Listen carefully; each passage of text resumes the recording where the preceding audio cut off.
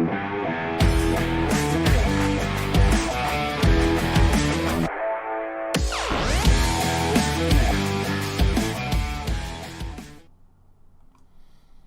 on the live stream, Trump learns about trees.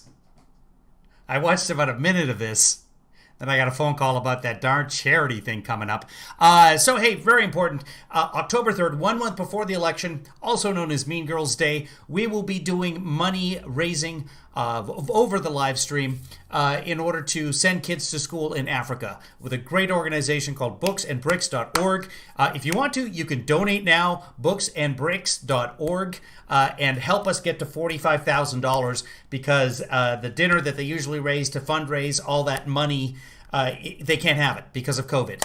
They can't gather people at a church, especially considering the average age group or the average age in that group is puts a lot of people into high risk for COVID-19. So October 3rd, mark that in your head right now. And if you'd like, go to booksandbricks.org right now before we get started or after we're done today. And if you want to, when you donate, you're going to see something that says the Donna Williams Memorial Fund. That's my mom. Go ahead and contribute in there. It all goes to the same pot eventually. I'd appreciate this. So here is... Todd Stubber had a question. Oh, I can't see it. Okay. Here is President Trump. He is in California somewhere, and he's learning about trees. This year we have 85,000 plus almost 60,000 plus these fires are getting into redwood as well. We're gonna have over. So why is not, because of the thickness? So this just C-SPAN's feed just starts here. I don't know what happened before this, but this is obviously it looks like a ranger explaining things on a map to Trump. Power of the tree. Why aren't they burning? They have bark that's about 2 feet thick, and they're very wet. They're very wet. They're very resilient. He said the old growth forest isn't burning in some areas of California. The trees, the older trees, the thicker trees, they maintain their moisture better. The younger, newer trees, especially the trees that are planted pretty much like they're just tree farms. What happens is the loggers go through, they deforest, and then they plant trees in rows and stuff like that, which makes it easy to harvest next time, but they plant quick-growing trees, which are also more prone to drying out. If there's a forester and or environmental scientist in the audience, feel free to correct me. This is just what I've learned. My brother... my brother's a good guy. But my cousin happens to be an environmental forestry science guy. Are you losing some redwoods or almost none? Some redwoods are dying, but most of them will be okay. It's everything else that's getting... No kidding. That's something. I'd never heard that before. So with time they could go, but the fact is they don't go with the fires. That's a fantastic... So, yeah, and they're 2,000 years old in that area. That is so incredible. Huh? It's incredible to see. Think of that, yeah. Yeah. So that's kind of the landscape. Governor Newsom of California appears to be sitting to his left directly in front of that red photo with the firefighter that we see there in the center of the screen. So your giant... Sorry, to Trump's right. Giant redwoods are where? What area? The giant redwoods? So we have coastal redwoods, and then we have giant sequoia, which is they're the biggest girth of a tree. And they're in good shape. They're getting burned, but they will also survive. Those ancient trees will survive. But this fire down here, the SQF complex is... Will the bark regenerate on the outside eventually? The bark will continue to accumulate on the outside, and then the tree will continue to survive. Do you see a big difference? Yes. You see, will that change with time? Where you don't see it? Or will you always know there was a fire there? We'll always know there was a fire. You'll always know. On the redwoods. They get scars. Yeah. Over time. That's how we can tell. Well, that in itself is a shame when you think, right? Oh, boy. That in itself is a shame. So that's an... just love Newsom placating Trump when they're together. Oh, boy. Oh, yeah. Oh, it's such a shame that there's scars on the bark of a sequoia, which Trump is now calling redwoods because he just didn't hear the sequoia part. Incredible story. Thank you very much. Appreciate it. Incredible story. Thank you for the story, Mr. Ranger. Mark, would you like to say something? Well, Mr. President, first of all, thanks for being here. The term I use here is a term I use, one team, one fight, and it really does represent everything that you're seeing today. All the agencies that we're working with before, during, and then after these disasters occur. I couldn't be more pleased. Our partnership with FEMA has been fantastic. Right now, as you mentioned, you've provided a major disaster for 11 counties within the state, different categories, and many of the people who have lost things have already started to register with FEMA, and that's been really a beneficial support to us. Right. So we appreciate that. And the mitigation is really, really critical. Since 2017, we've done 94 projects, about $138 million worth of mitigation focused on fire prevention. It's a whole variety of different kinds of projects and programs within the wildland and what we call the WUI, the wildland urban interface, to try to buy down the amount of impacts that these fires are occurring. And so we really appreciate that. All these new fires and this new declaration. Buy down, buy den, see? Provides additional mitigation funds, which we will turn back around and continue to support the mitigation How many efforts. individual fires do you have? I think we have right now actively about 29 major fires. So when you add them all up, this is about as big as it's ever been, right? Yeah, 1,100 just since, think about that, 1,100 fire starts in the last 29 days with 29 complexes. So that are we the all largest put them we've out, most of them were put out early. making tremendous progress. The three largest, they're still active. Two of them are substantially contained. Yeah. The August, we have still a lot of work to do. And Governor, if I could, just for the president, this is a bar chart that shows the acreage burned over the years. Top bar is this year. And the real scary part, Mr. President, is we're only partway through the season. Right. The worst fire that you obviously visited, the Paradise Fire, was a happened bad in one. October. So we're That he called the pleasure fire, which was, I don't even want to get into it. I can't picture that today. still, staring down the barrel of worse fires potentially this We year. were there together. Let me ask you in Paradise. So did they have, it was like a blowtorch, right? Because the winds are 85 miles an hour. Nobody's ever seen anything like that. So that was different. Has there ever been anything like that in terms of the power and the heat? Well, I'll tell you this, sir. The Creek Fire that the sheriff evacuated folks from is generating some of the worst heat in Fresno and Madera counties that's ever been experienced, creating its own weather cloud that almost looked like a mushroom cloud. I see. So that creates the heat also. That's incredible. Would you like to say something, please? Yes, sir. First of all, thank you, Mr. President, for coming and visiting California. And on behalf of Fresno County, who I'm speaking for today, I want to thank you for your visit. Beginning on September 4th, our Creek Fire started. It impacted not only the residents, but utility infrastructure that services California. That's right.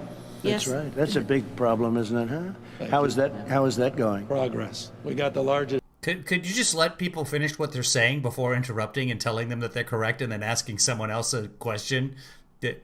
Like, why are we going back to Newsom at this point? Why not let her finish what she's saying? Utility in the United States, PG&E out of bankruptcy in record time with Good. firm commitments to make sure we Good. never walk back down that path. Good.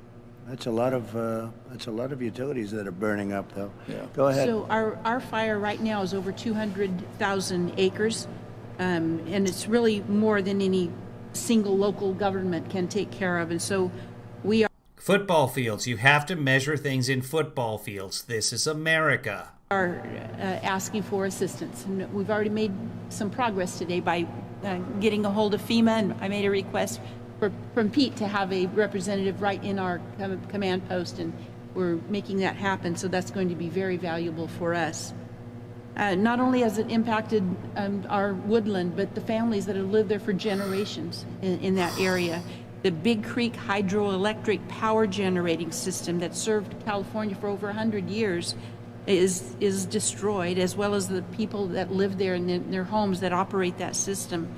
One major concern in the future is erosion, slope stability, ash runoff, and possible mudslides as a So result. what's going to take the place of that Just go ahead and interrupt her mid-sentence there, buddy. That's what leaders do.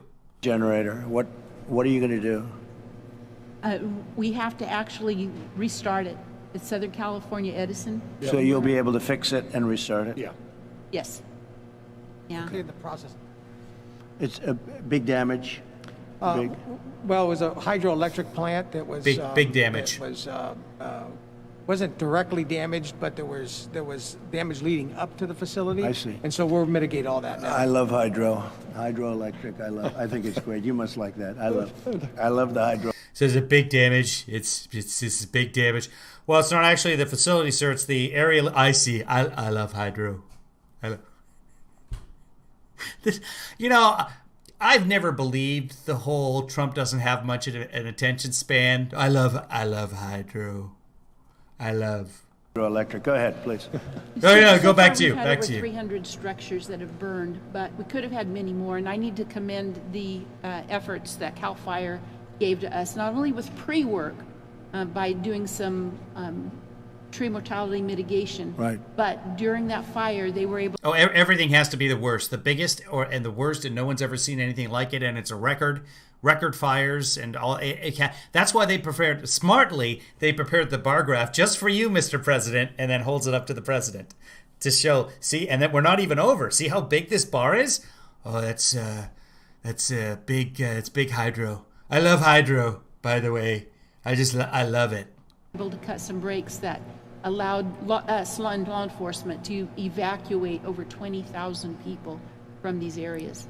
And so they just did a great job, and I am glad to report that in Fresno County, we've had no loss of life. Right. I will Right, say that in Fresno That's County, correct. we understand that we need a strong partnership with our federal government, and we are ready, willing, and able to be your partner on this. We support. And your state government. And Of you'll be course, voting for me of course. That's going good, on right? this special day. We're getting what I have we no need. doubt. Good. In fact, we had to mention that. of the areas that we're mitigated, I think, in Fresno County, we got 5 I'm of laughing those. because So I'm you're not sure working why. well with everybody. Yes, Okay. Yeah. yes. Good. Thank you very much. I appreciate it. Thank you. Please. Thank you, Mr. President, for on. Thank you, Mr. President, for being here and listening. Hydro in the Nuclear is an underrated show on Adult Swim. That is true. It's one of my favorites. Anyway, I love Hydro's voice, though. It's so moist. Green Room, you're not blocked. No? To a very rural community and county Hey, Barb. in California. I'm at the far extreme end of the state up there they were pointing to. My county continues to repeat the things that you saw in Paradise when you were there on a smaller scale.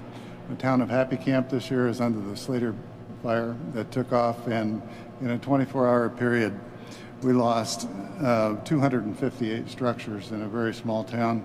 Half of my population is displaced at I actually know where Happy Camp is. It's just outside of Pleasure. this point in time. We have 158 homes completely destroyed. Will that population come back? Sir, that's a tough question because these are very poor people anyway, and they're living through the downturn of the timber economy at this point, and there's very low employment in this area. We are completely surrounded by federal timber at this point that needs some active forest management that would both improve the economy of the area as well as even increase the water flow that is in shortage in California in some of Again, these places. as the gentleman is notating, she's noting, these are federal lands, and it needs to be managed. That's the president's responsibility. You know, personally, I'm coming to you as a forester, elected official, and a past land manager for the U.S. Forest Service and firefighter. Right. In this area, I've worked Right, that is correct. They gave me a bell. with UC Berkeley and UC Merced on some studies. Our forests in the Berkeley. northern region, which historically have been pretty asbestos-like, are carrying 4 times the density that they did in 1930. So we have both the increase in brush in the wildland interface as well as the lack of management producing these extreme densities. And climate changes, and I can't do much about that. As a forester actively managing that forest, I can manipulate fuels, and I can do that in a pretty short order. I applaud you for the work you've done. I applaud you for the Farm Bill authorities. Our county just completed a master stewardship agreement with the U.S. Forest Service, and we have about a 500,000 acre project that's ready to go I love your dog, Kelly. across all boundaries in our state and Good. and Kelly, what's your dog's name? the 4 national forests that within Well, our Gavin's working on that with me, and we, you make money too. You're cutting down trees, you're thinning it out, and you're selling those trees for a lot of money, and it's really pretty good in a lot of ways. And I guess one of the things are the cuts, the big, whether it's 50 yards or 100 yards, but the cuts to stop it from spreading. And that's always tough environmentally, but they can do it in a way that's pretty good. And I think now the environmentalists have come a long way after watching this. Yeah. The ones that really want to take care of a problem, they've come a long way. So they'll be thinning it out. Then you're working on a plan to thin it out. That's what the plan is right now. I will say that we have excellent working relations. Bullwinkle. Bullwinkle. Bullwinkle. Here, Bullwinkle. Bullwinkle. Who's a good boy? Bullwinkle. With CAL FIRE as well. Good. And we need to marry the state programs with the federal programs across boundaries and jurisdictional boundaries so that we're effective in moderating large fire behavior. Good. And Mr. President, just to the supervisor's point, that's exactly what the stewardship partnership that we advance with your administrations will do in the next 20 years, is we're sharing maps, we're sharing resources, we're prioritizing, we're doubling the number of acres federally managed, state managed, and I will say just humbly, we've got to double it still, meaning the partnership was significant. It was first in California's history with the U.S. government, but we're going to need to do a lot more in the extent we can provide. That's more something support. I feel so strongly about. You can knock this down to nothing. You go to Europe and different places in Europe, countries where they're forest countries, and they're very, very strong on management, and they don't have a problem. They really don't have, with, as they say, more explosive trees than we have in California. So thank you very much for your comments. But we're working on that very hard together, and I think we're totally in sync. Hard. I really think we're totally in sync. Governor? We're going to see you in a few minutes for the award ceremony. So thank you very much, everybody. Thank you. Yeah, go ahead, please. I think there were questions because someone said go ahead and then they just cut the feed off. We're going to have some awards. We're going to give out the Bay of Forest awards, On occasion.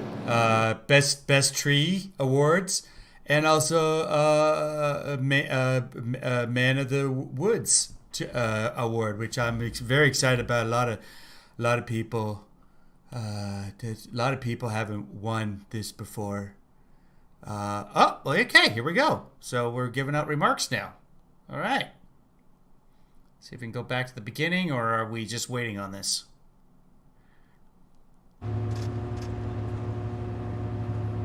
Oh, we are. We're giving out awards. I can't go back, so we'll go back when we're done here. You know who's a good boy? Bullwinkle. Bullwinkle, who's a good boy? Bullwinkle, who's a good boy? Oh, it's a Bullwinkle. Yes, you are.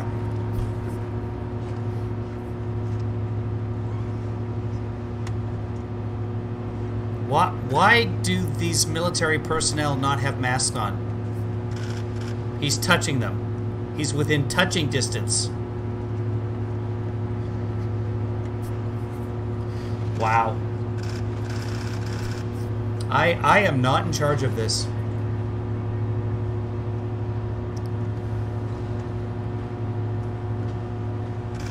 Yeah, I Ruth Ann, what were you watching that on?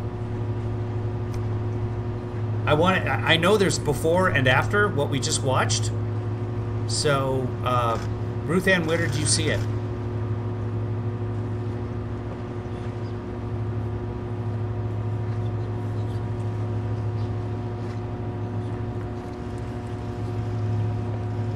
Touchy touch. Wait. Oh, there's the smile. Fake smile, and camera takes picture, and relax. There you go. Fox News had it on? Okay, we'll go back on Fox News and we'll check it out once we figure out what this is fake smile, and relax the cheeks. Okay. Okay, congratulations. This is an award for... This is a piece of paper. I don't want to touch this guy. He looks strange. Fake smile. There you go. They all seem thrilled.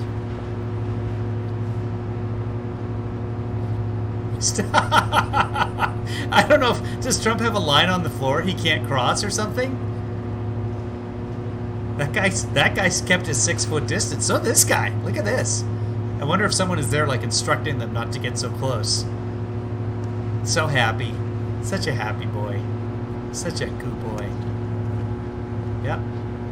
Yeah, I think that's what's going on. I think they've been told to keep their distance after all the touchy touch. Okay. Here's some virus for you. Enjoy that. As we know from last week, 7 military members have died from the coronavirus.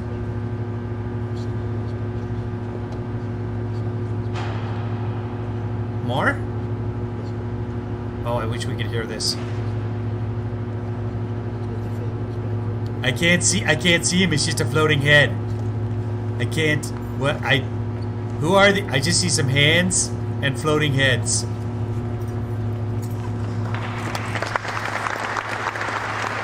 Yay.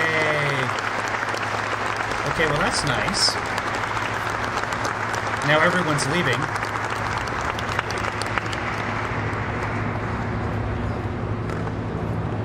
Hold on.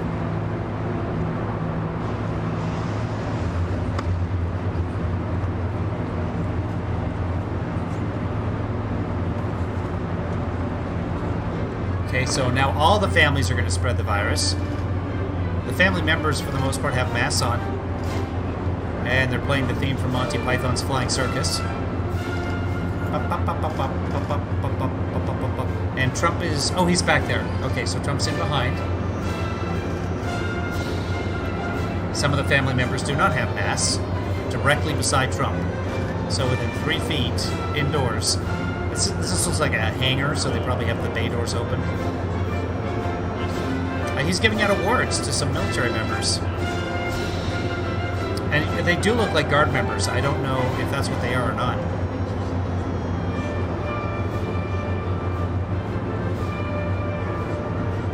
So they all received a little...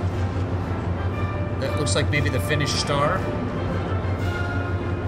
Blue and white stripes with a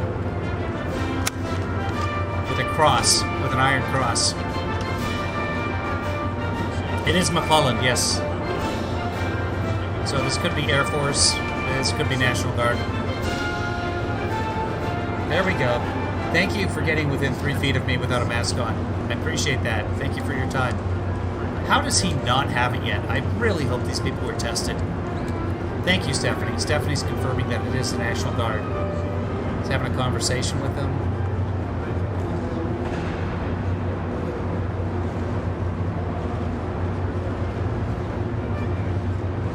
No YMCA this time.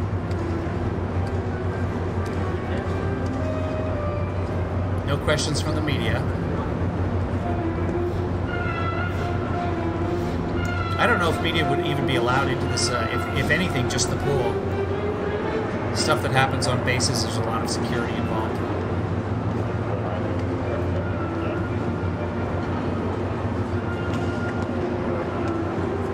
Yeah, the virus is over, folks. Look at that. Not a single person with masks on. We did it! Oh! Secret security guy has a mask on. Secret security guy's probably coming over and saying, 6 feet. They're not within 6 feet. Can we, I do not know to whom he's speaking now.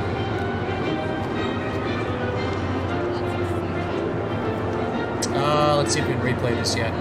Go back to the beginning.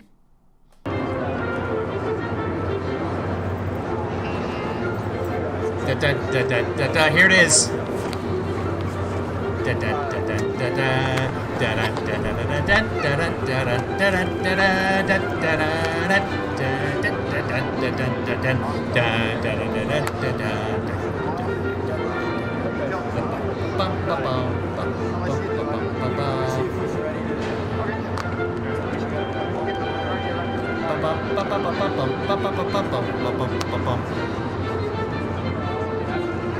This is the part that everybody knows.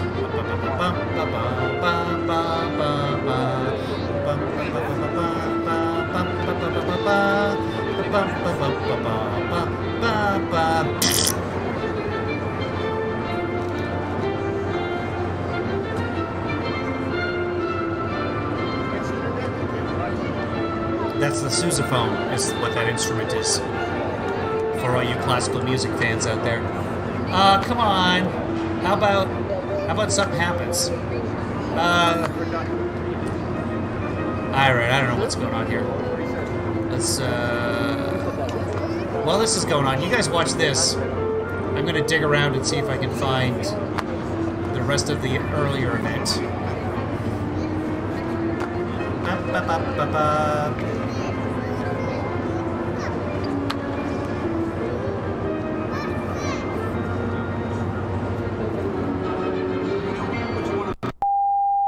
Oh, that's that then. All right, you guys can watch this with me. Let's go to Mr. Hammer. Okay, and we'll look through here and see if there's some coverage of it there. That is, oh, here we go. Here's the president doing something. John Roberts, the president. Okay, oh, that was back in 2018. That's him wandering around through pleasure. Biden giving some comments. Trump at a rally. And, oh, it says something here. Is this at one of the bases? Let's find out. It's very important thing to remember. If you remove that fuel, then it Charlie, reduces can I the hold you fires, there? and that's what Trump is. We have President Trump walking up to the cameras here. Forest management, obviously, forest management in California is very important. And now it extends to Washington and extends also to Oregon. There has to be good, strong forest management, which I've been talking about for 3 years with the state. So hopefully they'll start doing. If only he was in charge of some of that forest management over the last 3 years. You know what it is? It's those House Democrats. That. In the meantime, we're helping them up out in a very big way. We have the best people in the world doing this. We have all of our people from FEMA. We have law enforcement here. We have the Army Corps of Engineers. We have basically some other military and military operatives that do this. And I'm going to meet with the governor right now, Gavin Newsom. We've worked very well together. I've approved the emergency declaration, as you know. And I think we'll have a very good meeting. I think always you're going calls to it be able to Oregon. Take a few pictures, a shot. We may or may not keep you there. As far as I'm concerned, I'd be okay with it. But maybe the state would rather not have that, and that's okay with me too. So we're going to go in right now. Then we're going, as you know, to Arizona. We're meeting with a very great group of people, Hispanic people, who have done really well, and they understand exactly what's happening. And we've had tremendous support, as you know, and you can see from probably everything, including polls. I don't give a lot of significance to polls, even though we've been getting very good polls. We just got a very good one from Rasmussen, as you probably saw. And we certainly got a very good one from within the Republican In Rasmussen's newest poll, he is losing to Biden by 2 points. Party, 95 to 96%. So we're going to do our meeting now with the state officials, including the governor. And then I'll see you in a little while. And then ultimately, and we're also giving 7 medals to 7 great, really heroes, really, truly heroes. And I look forward to doing that. We'll be doing that. And 7 brides for 7 brothers as well. We're giving everybody gets an award. We're doing several pigs. We've got 7 pigs. We're going to have a little bit of a press conference inside. Okay? What would you like to see specifically done on the issue of forest management? And is it possible Well, I'd like to see them do it very bigly. that it's also forest management and climate change? It's both things Well, at I the think same time. something's possible. I think a lot of things are possible. But Oh. with regard to the forest, when trees fall down after a short period of time, about 18 months, they become very dry. They become really like a matchstick. And Yeah. they get up, there's no more water pouring through. And they become very, very, they just explode. They can explode. Also, leaves. When you have years of leaves, dried leaves on the ground, Yeah. it just sets it up. It's really a fuel for Nature. a fire. Yeah. So they have to do something about it. They also have to do cuts. I mean, people don't like to do cuts, but they have to He's almost understanding how this works. do cuts in between. So if you Yeah. do have a fire and it gets away, you'll have a 50-yard cut in between. So it won't be able to catch to the other side. They don't do that. If you go to other countries, you go. No, we do that in this country. They just may not be doing it as much as they should be doing it here. You go to Austria, you go to Finland, you go to many different countries, and they don't have fire. I was talking to a head of a major country, Finland, and he said, we're a forest nation. We consider ourselves a forest nation. Yeah. This was in Europe. I said, that's a beautiful term. He said, you we can have just trees say that are Finland. far more explosive. He meant explosive in terms of fire. But we have trees that are far more explosive than they as opposed to, summer blockbusters. have in California. And we don't have any problem because we manage our forests. So we have to do that in California, too. So I'll go do this, and we'll see you in a little while. Thank you. Mr. President, you mentioned about forest management. All right, President Trump has landed in. All right, yeah, President Trump has landed. The Eagle. What's his Secret Service name? I forget now. Okay, we're continuing on with this. And, okay. So he did this well ahead of schedule. Let's go to the Fox News alert. We'll cover the beginning that C-SPAN missed. I don't know what's going on with the C-SPAN kids. Fires. He's going to let us listen in. And all of the people, state, local leaders, they join us today, and we're having a separate news conference a little bit later on some other subjects. And I just want to thank everybody. It's been pretty amazing. In August, I approved a major disaster declaration for California. I've approved, I think, Gavin, about 40 Stafford Act declarations, so very quickly, because we want to get this thing taken care of, including fire management assistance grants to help multiple states stop the fires. More than 28,000 firefighters and first responders are combating the fires in California, Oregon, and Washington. Over 230 soldiers are fighting the August Complex fire, and that's the largest fire in California. That's the big one. That's the biggest. And we want to thank all of the brave fighters. We want to thank these incredible people, the first responders, service members who are racing to the extreme peril, really, of their lives and extreme danger. Soon because we didn't know what peril meant. Thank you, America's teacher. after the event, I'll present the Distinguished Flying Cross to 7 military heroes who recently braved raging fire and suffocating smoke to save lives. So we have 7 people that were recommended very strongly by your representatives, and we're going to give them a very nice medal, very important medal for a U.S. medal that's very powerful, very important. So I know it's a very powerful medal. I know the best words. I got all the good words. I got the powerful words. I got the strongly words. You like that. Together we'll keep the people safe. I want to thank the governor for the job he's done. We've had great coordination, great relationship. I know we come from different sides of the planet, but we actually no, you do not have a very good relationship. Good man. And Governor, would you like to say something, please? Well, it's great to have you back here in the state, Mr. President. Thank you for being here in particular with 2 of the Coast Guard aircrafts that we're now bringing into the California family that are being retrofitted, these C-130s. Just another example of the partnership between the federal government and the state of California. That partnership, of course, extended with incredible collaborative spirit of FEMA. Pete has done an amazing job. He's known by first name as Pete out here in the state of California. Bob Fenton, his regional director. We're joined by Tom Porter, the chief of CAL FIRE, head of natural resources, Wade Crowfoot.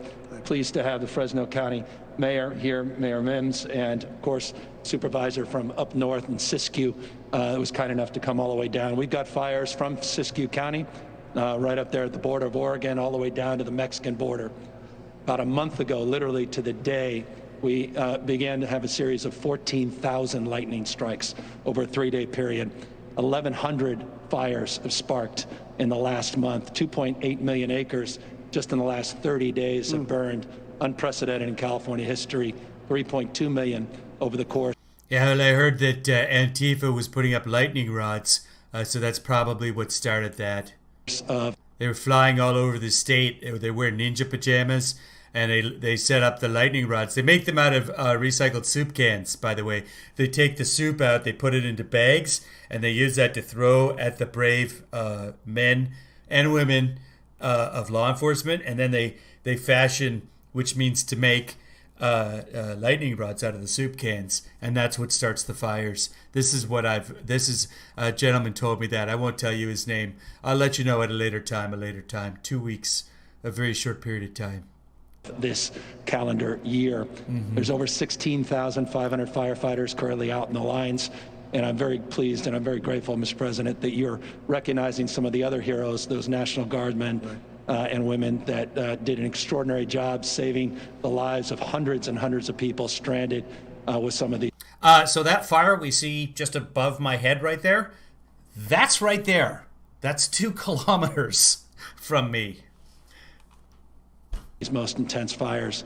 You mentioned the August complex, 789,000 acres, the largest in California history. Oh, producer Rich is here. I don't know. We missed the beginning of the conference. Fox wasn't covering it, Rich, so we don't know whether he adjusted his mic or not. I've got to assume he did. We have a series of forest fires, but also brush fires and grass fires that we're tackling. We've made great progress in the last few weeks. Though tragically we've lost 24 lives so far to these battles. 4,200 plus structures have been lost. Oh my God, that's my backyard. Holy crap. Hold on. Hey, guys, come on in. No, we got people on a live stream. They're busy right now. Lost and 44,000 people have evacuated. I want to thank you and acknowledge the work that you've done to be immediate in terms of your response to our FMAG request 14. We were just talking, Mark Gilladucci is the head of the Office of Emergency Service. This may be a record that the states received in the FMAG support, as well as the major disaster declaration, which you referenced on August 22nd, which was profoundly significant, not only to help us support our mutual aid system, but also individuals that are in desperate need of support. 2 kilometers is 14 Canadian football fields, which are measured in hectares. Agree to disagree, and I appreciate your frame on the politics of this. But let me just acknowledge 2 things briefly, and I'll turn it back to you. He literally just adjusted a speck on the table. That's how bored he is already. Watch him slowly tune out. Watch the president here. Hold on. I'm going to go to the close-up here. Watch the president. Watch. He literally gets so bored that he starts playing with inanimate objects on the table. To help us support our mutual aid system, but also individuals that are in desperate need of support. Right now. We can agree to disagree, and I appreciate your frame on I wish the someone was giving me an this. award. But let me just acknowledge 2 things briefly, and I'll turn it back to you. Oh, I was supposed to be paying attention. There's no question when you look past this decade and looking past almost 1,000+ years that we have not done justice on our forest management. I don't think anyone disputes that. I want to acknowledge we have our U.S. Forest Representative here. The state of California, your administration just entered into a first-of-its-type commitment over the next 20 years to double our vegetation management and forest management. Right. I want to thank you for supporting that effort, funding that effort. We acknowledge our role and responsibility to do more in that space.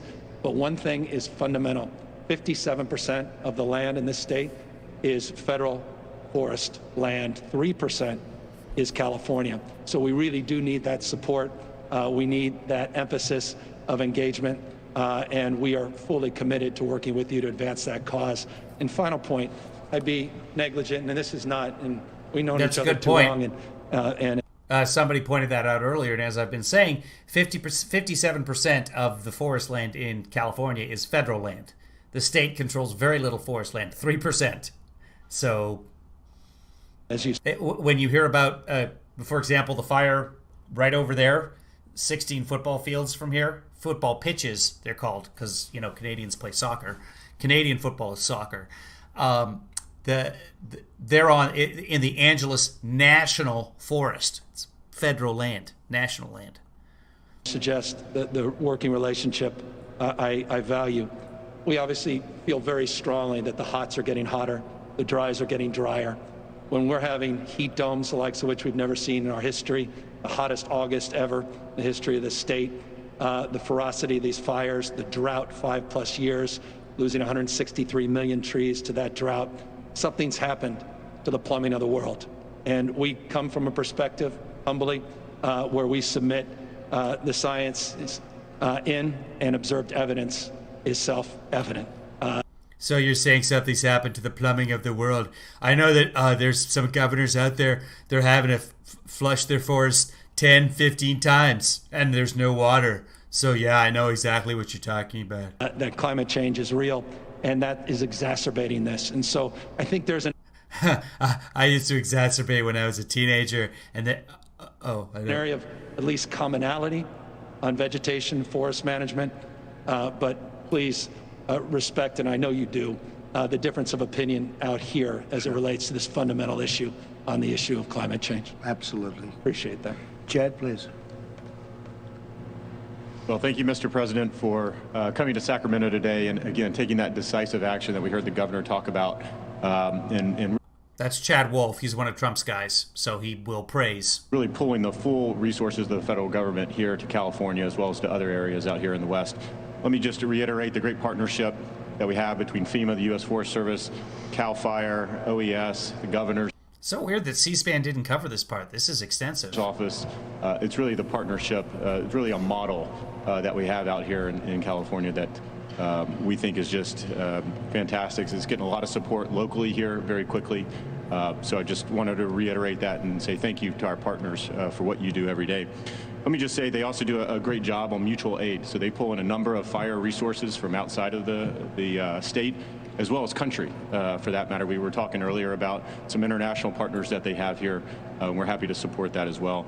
And then let me just say thanks, as you did, Mr. President, to the brave firefighters and all the first responders that are responding every day to the fires that we see here. Those are the heroes of the day, and we're just happy to be part of that process, happy to support them with the resources through your office, Mr. President, and just really, again, look forward to the partnership we have here and continuing to push that along. Well, they're doing a great job, and they really have over the years.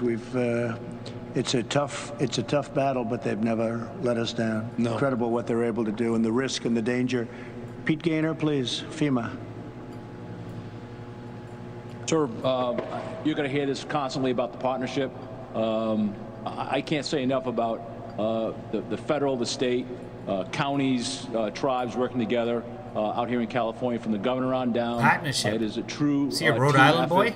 And I know, through the major disaster decks and the FMAGs have allowed the governor and his team to exercise all the resources that the federal government has to protect, to respond and protect life, and that's the number one priority. Good point, TC. I know we're going to be working on debris removal, and then lastly, protection of the watershed to prevent follow-on disasters come the wet season. So together, I couldn't be prouder to be part of this team in California. That's great. Thank you, Pete. Great job. Let everybody know what we think. Incredible job. So Wade and Tom, please.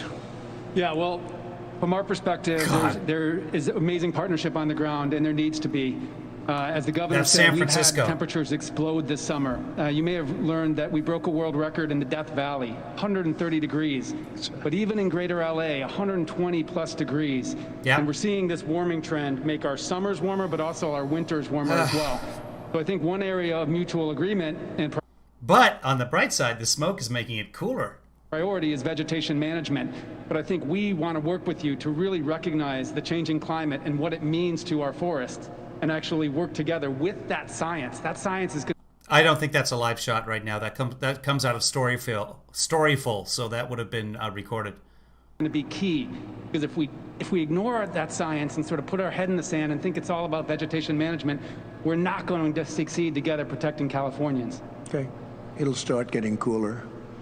You just watch. I wish science agreed with you. Hey, well, I don't think science knows, actually. Tom, please. So, Mr. President, What? if you're okay, I'd like to. Together protecting Californians. Okay. It'll start getting cooler. You just watch. I wish science agreed with you. Hey, well, I don't think science knows, actually. Tom? He doesn't think science knows, actually. There it is, right there. It'll start getting cooler, and then that's when the virus will go away. It'll just magically go away in September when it starts getting cooler. That's just a very special date to be.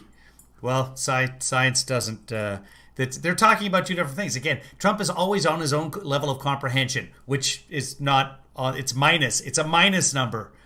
as Fauci would allegedly say. Trump is talking about, well, it's going to like cool down in the next couple of months.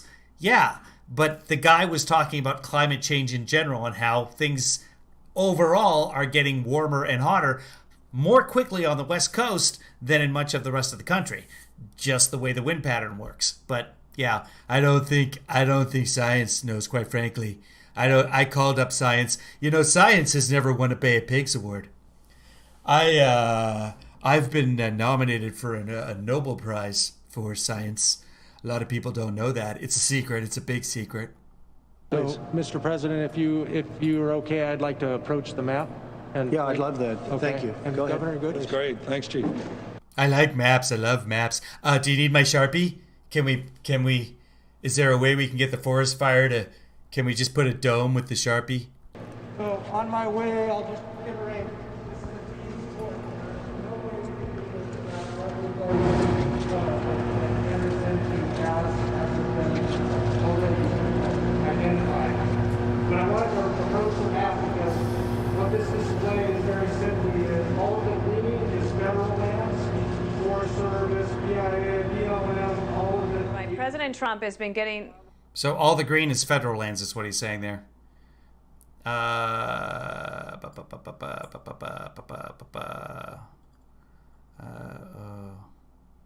President Trump is getting a briefing from California officials about the wildfires there. Okay, let's move on. Okay, and we're back here. He held a similar event yesterday in Las Vegas with the camp. Oh, this is the Latino voters yesterday in Vegas. We kind of covered that, and I got bored with it. Oh, okay, here's Fox. I thought that was Fauci. That was Woodward on 60 Minutes last night. I haven't seen Fauci on Fox in a while, but he is. It depends on the cast. It really does. Let's go down and see what's happening live so we can jump in. That was Bill Hemmer. We were just watching the daily briefing. Let's see if they covered any more of the awards ceremony. I'd like to see some of that if it's available. You think they would, because they like to show Trump giving out stuff. Here's an alert. Receiving a briefing on the wildfires. He's going to let us listen in. And all of the people, state, local leaders, they join us today, and we're having a separate news conference a little bit later on some other subjects. And I just want. Wait, it just went back to the daily briefing. Sorry, guys, this is not the right broadcast. We just watched that. Give me a second here. We'll start with Neil Cavuto and see if we can backtrack. For some reason, it doesn't want to show us Bill Hemmer. Okay, that's you, Bill. There. Is it going to let us do it? Treat of the week, Bill Hemmer. Thank you, Dana. How are you? Nice to see you. Okay, that is Bill. Let me move forward here. And there's Trump getting off a plane. We saw him answering the questions. We saw him answer those questions. Moving forward, so I want to see if he gets any of that ceremony, which would start right about here. Yeah, here it is. Okay. Here is Trump, that ceremony that we were watching earlier, giving out the flying crosses, which are very powerful awards. So here we go. President Trump now about to award members of the National Guard in California to recognize them with the Flying Cross for their work in the wildfires. Just drop in here quickly now. Rosamond, Kip Godding, Irvin Hernandez, Brady Labine, Ji Jung, and Sergeants George Esquivel and Cameron Powell. Thank you very much, and I will say that it's such an honor to be in your presence. You'll hear a story shortly that was very inspiring to me and to everybody else, and that's why these are very important medals, and it's great to be with you. Joining us are also warriors, but warriors of a different type. They're called Great Congressmen, and they're from your area. They're not Doug warriors. LaMalfa. Thank you, No, Doug, very much. those are not Appreciate warriors it. of a different type. Tom They're not warriors at all. McClintock. Thanks, Tom. Doing a great job. And Greg Walden, and we'll miss you, Greg. I can't believe you're not going to be there. He's retiring, undefeated. Nobody would defeat him, and but it's a great honor. And you, it's really been fantastic working with Greg. We worked on something in particular, Right to Try, right, Greg? And we got it done. After 44 years, we got it done. So thank you very much. Just over 1 week ago, these brave pilots and crew members of the California Army National Guard embarked on a harrowing mission. As the sun set on September 5th, they boarded 2 helicopters that are behind me. Then they flew into blazing flames, raging wind, and it was raging, and blinding smoke to rescue families who were trapped by the massive creek fire at the Mammoth Pool campground. While they were on their way to the campground, the crew received word from state and local officials and headquarters that it was far too dangerous to continue the mission, turn back. But they decided to continue anyway, knowing they might not return. They knew that people were in danger, great danger. As night set in, they could see almost nothing through the miles of dense smoke. Using their night goggles and their expert navigation skill, they reached the camp. They found the stranded families, many of whom were badly burned and injured, and they loaded them, as many as they could, onto the 2 helicopters. Then they made the perilous flight back to the base. As soon as they unloaded the passengers, they again risked their lives and flew back into the blazing fire to rescue more victims. Their superiors said, "You cannot do this. You cannot do it again." They did it. The smoke had become even more overpowering, yet they returned a 3rd time. After 10 grueling hours, they completed their mission, having saved the lives of an astounding 242 people. We are proud of them. Wow. That's an incredible story. It is a credible story. What's his name? Javier? Javier, here's the deal. The video that you're talking about with the Clackamas Sheriff is not the Clackamas Sheriff. It's 2 deputies telling members of the media that Antifa is setting the fires. However, the FBI's investigated that, and it turns out the 2 deputies had gotten that information off of Facebook, who have since removed that post. So, no, the Clackamas fires were not set by Antifa. Those 2 deputies also have Facebook, and sub-deputies are prone to believe rumors that may or may not be necessarily accurate. But yeah. Although I did hear last night that there was somebody who set a fire and then drove to Washington or something. So anyway, we joke. You know, it's worth joking about, I guess, because, you know, people are dying. But the Clackamas Sheriff, it's not the sheriff, it's a deputy, and it's been debunked. They have been explained to that, no, it's a rumor. And I spoke to some people that really didn't want you to do it. They didn't want you to go back on those flights. To each of you, you're unyielding. Javier, you are spreading misinformation, because I just Googled what you told me to do, and I wanted to confirm what I already knew, and there it was. And undying determination lifts our nation.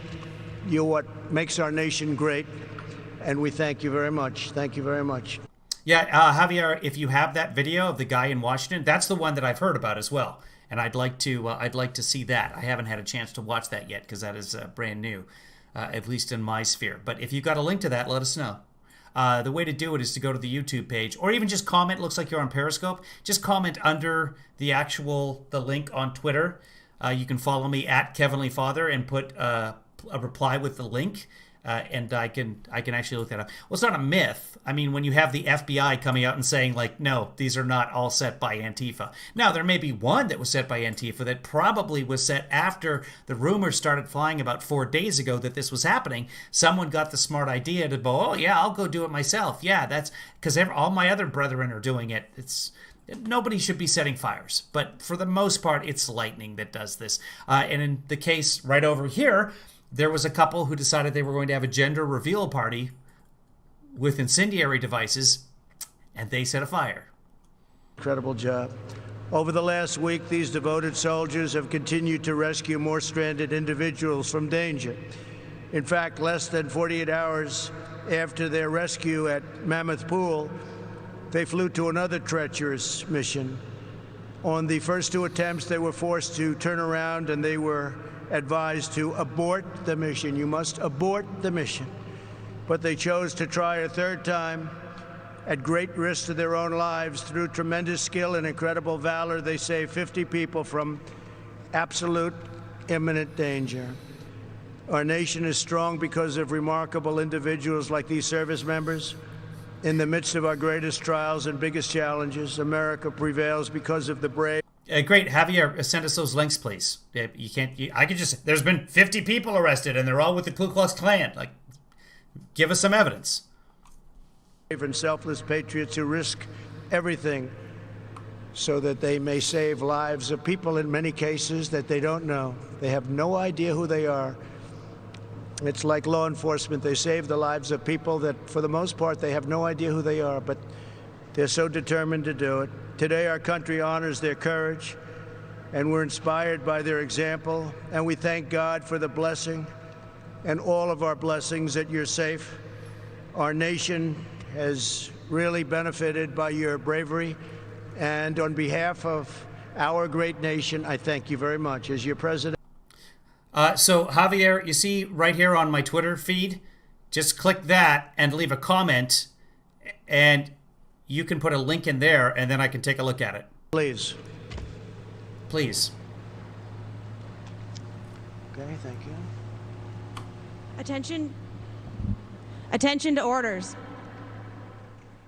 The President of the United States hereby awards the Distinguished Flying Cross to Chief Warrant Officer 5, Joseph Rosamond.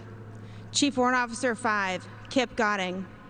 Chief Warrant Officer 2, Brady Labine. Chief Warrant Officer 2, Irvin Hernandez. Warrant Officer 1, Ji Zheng. Sergeant George Esquivel, Jr. and Sergeant Cameron Powell of the I'm pretty sure that Trump called him Ji Zheng, but California Army National Guard for distinguished acts of heroism and extraordinary achievement in aerial flight on September 5th, 2020. The brave actions and superior airmanship of these soldiers resulted in the successful rescue of 242 adults and children from the rapidly developing Creek Fire in Central California. That's awesome. Their actions are in keeping with the highest military traditions of selfless service, honor, and personal courage, and reflects great credit upon themselves, the 40th Combat Aviation Brigade, the California Army National Guard, and the United States Army.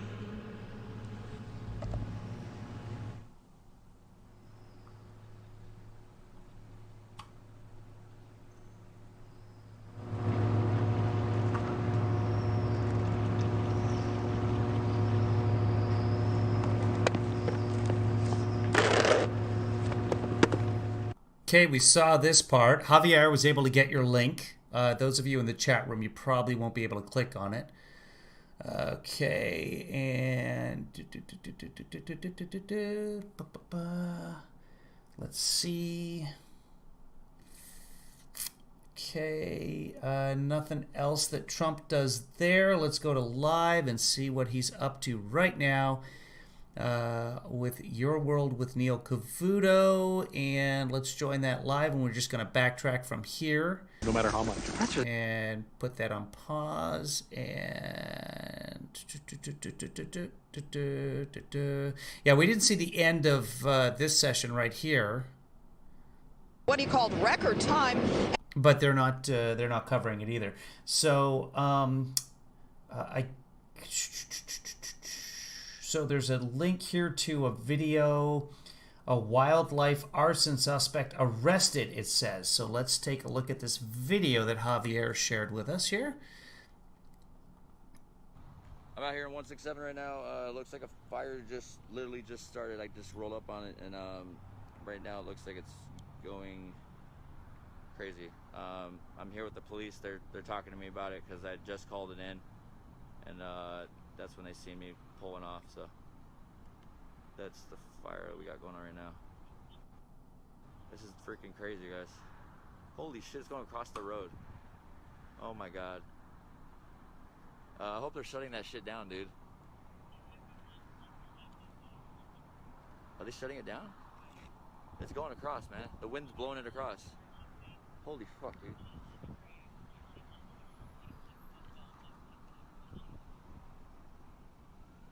Holy crap. Yeah, this is live. Yeah, we're right here on 167.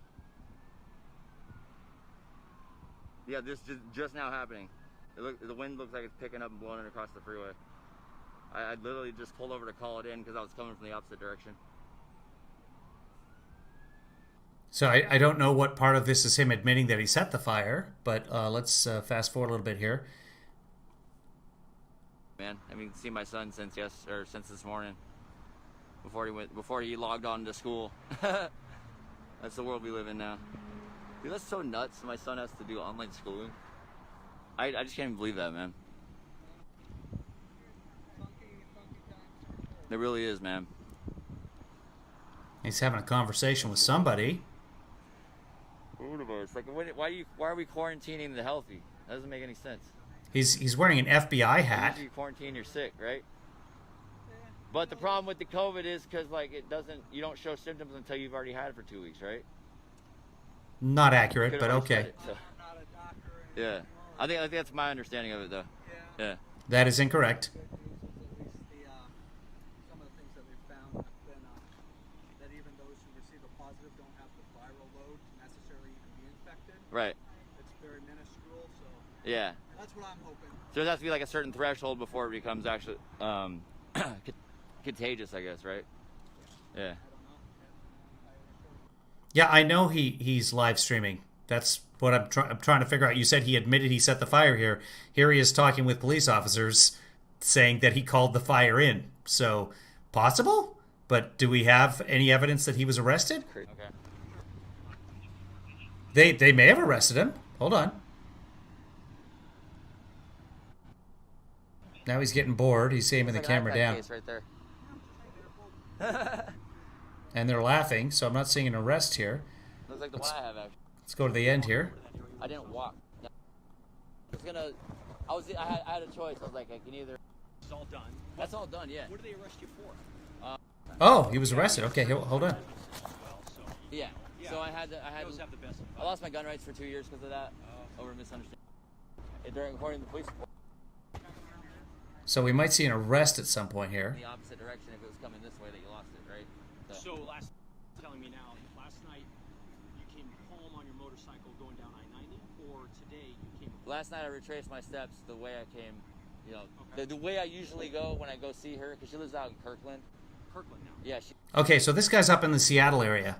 She lives in Kirkland, but I met her in Bellevue. And this is the 167 that travels down sort of the southeast side of Seattle, South King County, down into Pierce County is the 167. This is where this is taking place. For dinner.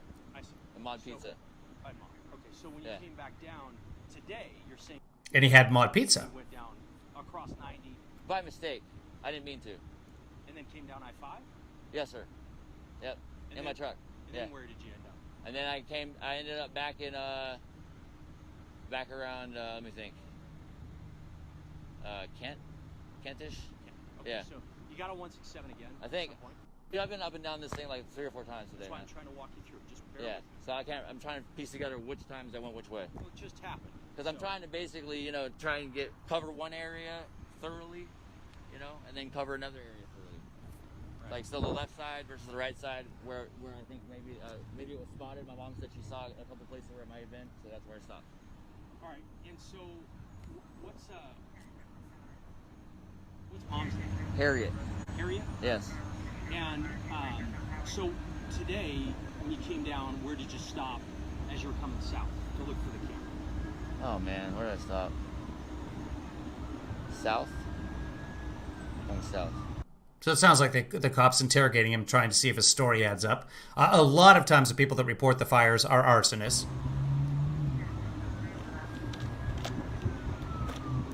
Are you talking about when my battery was dead? No, I'm talking about when I was walking, when she contacted me. Okay, let's start there. When she contacted you, you were in Algona? Where I got contacted was around Algona Pacific, I believe, on 167. Okay. That's south of Kent. Did anything strange happen around there? What do you mean? Other than me getting stopped or talked to by like officers or people stop and say, hey, what? How about a fire? Did you see a fire? I didn't see a fire out there. No, sir. I saw the smoke this morning, but no, I didn't see any fire. Weren't you contacted right next to a fire that started in the brush this morning? No. That didn't happen? No. Why would that be? There was no fire in the brush this morning. that I know, that I'm aware of. That I'm aware of. I don't know. She said. Yeah, and so it's starting to sound kind of like this guy may have been setting fires. I'm not sure why he's Antifa. Said that people had called in someone that was on the freeway and they were concerned because of the fires. They thought somebody might have been starting fires. They saw us with the lighters, is what they said. He's man. Well, I mean, let's just go over a few facts. I mean, let's King 5 News, Alex Rozier reported that I was trying to blow up my car with a road flare at one point. When was that? That's about during the Ferguson protest. Were you trying to blow up your car? No, sir. Why the fuck would I want to blow up my Integra? Exactly. People are fucking stupid. People are crazy. Oh, so this guy's been arrested before. You say No, King they're not. 5? No? No. You don't think they are? No. Your comments? No, they are not reliable at all. All right, so Major company, so. what happened with that? Why did they say that you were trying to blow up your car? Well, because Alex Rozier needed a story, man. He needed a story. How do you know Alex Rozier? Because he's the one that fucking reported it. Okay. According to the police report and what my attorney told me. Oh, so Yeah. you were charged? They tried to get me for that, yeah. What were you charged with? Oh, they tried to say that I was because when I was caught. Yeah, what is Clantifa? That's not a thing. I was initially detained because of that, because Alex Rozier was with the police present, and he had said a comment to them, "Oh, it looks like someone's trying to light that car on fire," basically, because it was in the middle of like the whole Ferguson, and people thought people were out there like. Right, so people were out there blowing stuff up. I was out there to get footage. Macklemore was out there along with the protesters and everything. My girlfriend, yeah, my girlfriend at the time was like, "Hey, you should go out there and get some footage." She's like, "Okay, go ahead, go for it," you know. And so I'd been shooting the weekend before. This was on Monday to happen. Okay. I shoot guns too. Shooting guns? Yes. Just wanted to clarify. I was out in Greenwater, and I was Any guns in the car today? No, sir. No. No guns on you? No, sir. No. But that was the problem. So after I had done my my weekend trip, whatever, I had put my 9mm back in my backpack loaded. My mistake. I didn't have my concealed carry permit, and so I was honest with the cop when he said, "Is there anything in the bag?" And I said, "You know what? Honestly, I think I left my pistol loaded." And that's when he said, "Do you not have your CPL?" I said, "No, sir, I don't." I was honest with him. That was my mistake. My attorney said I shouldn't have said shit. So you just keep your. You know, if he's in Seattle, having a girlfriend in Canada is not that unbelievable. I mean, it's like 2 hours to the border. Yeah, I mean, attorneys run businesses as well. And honestly, if you guys know a Canadian, come November 3rd, you might consider. Yeah.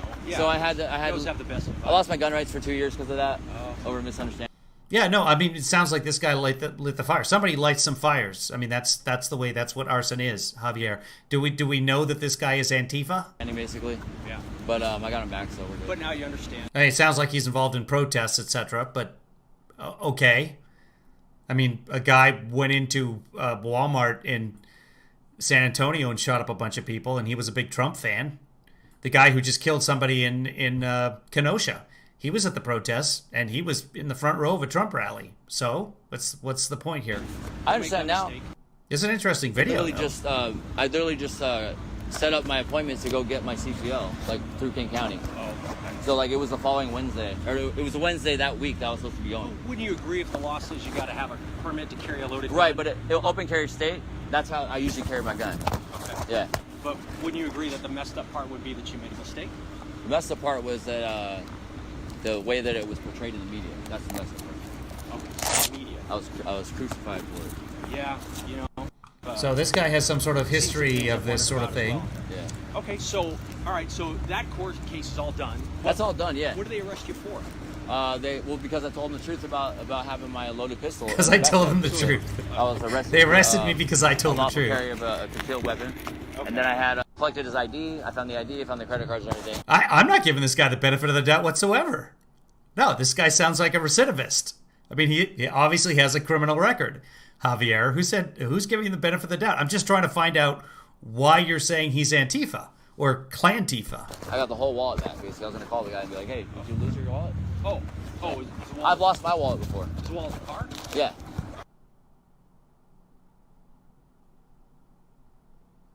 Okay. One that I found when I was out looking for my camera on foot. What was the guy's name? I forget. I have to look at it. Yeah. Okay, so where did you find that? Did you find that down here? Or? Where?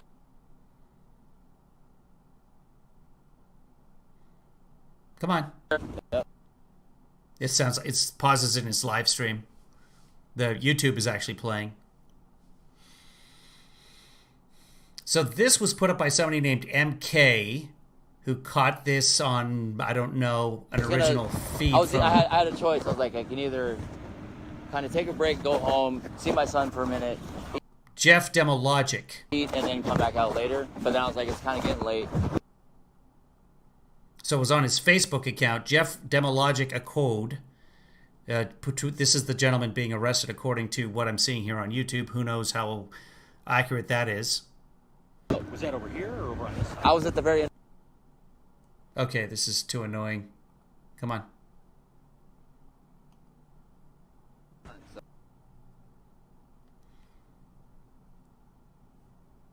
All right, let's go back to the beginning here because I wanted to see something. So this is the guy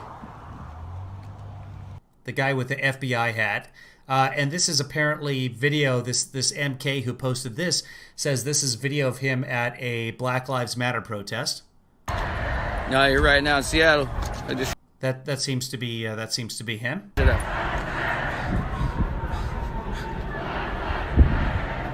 Okay.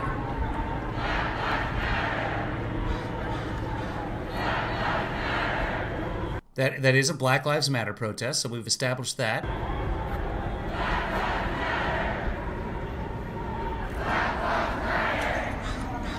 Typically the Antifa folks that I've seen are usually all black, dressed in all black. This gentleman doesn't appear to be that way, but, you know, to each his own.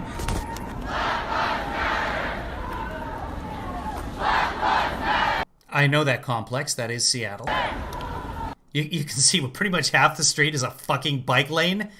That's what they've done all over Seattle, which is why I left. Too many goddamn bike lanes. That's like look how much street there. Half the street is bike lane.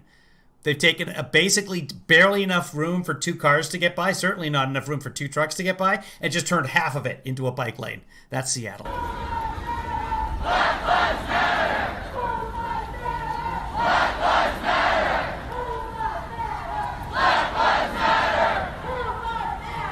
Yeah, you've got the anarchists, you've got the Antifa.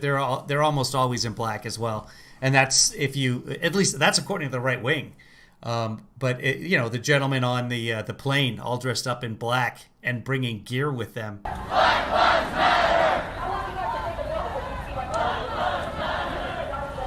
So much for social distancing. What happened to 6 feet? Hey, 6 feet, motherfuckers!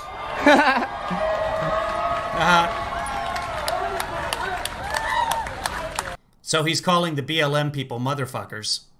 I don't know if that identifies him as BLM or not. He had told the police officer he went down there to record video, and he went down and recorded video. He's not part of the march. He's recording video, and he just called them motherfuckers. So I don't know. Let's see. Here he is getting arrested for arson earlier today in Oregon. Okay, no. That's the same video as before. This is not Oregon. This is Kent, Algona Pacific. This is in Washington. This is Seattle, about 3 hours from Oregon. So, yeah, whoever this MK is, they have not done their research. So, Javier, I would not trust this YouTube source. You see what I'm saying? All you have to do is uncover that initial layer, and you'll find fatal flaws in that reporting. So, yeah. We've just established he's on the 167. He'd come from the 90. He was at Algona Pacific, Kent, and he came down I-5. You can look that up. The 90 is the freeway that crosses from Seattle all the way to Boston. That's the only 90 there is. And the 167 goes down through South King County into Pierce County. So, yeah. So I'm gonna go ahead and say that this whole Antifa thing might not be accurate coming from this source. So if you have some other sources, let me know. Let's go look at the Seattle Times together, shall we? And see. I can't remember if I still have my subscription to the Times or not. And arsonist, and he may turn out to be Antifa. Let's see. Serial arsonist is suspected in Beacon Hill blaze. Let's go to the Times itself. And we will look up arsonist there. Ah, come on. Get out of there. Arson. And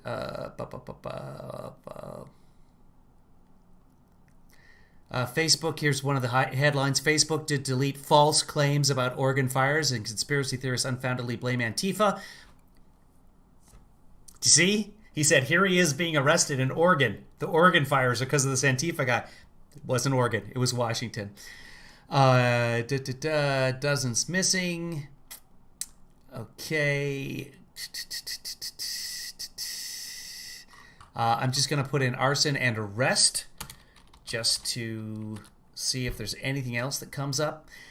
And then what's the other one? Crosscut. Crosscut is a newspaper in Seattle. Are they .org? Are they .com? But they are sort of the center of issues like this, if you were looking for something. Let's go to arson. We'll search. Seattle police subpoena test Washington Reporter shield, defunding police, Seattle police respond to show. There's a lot of opinion pieces.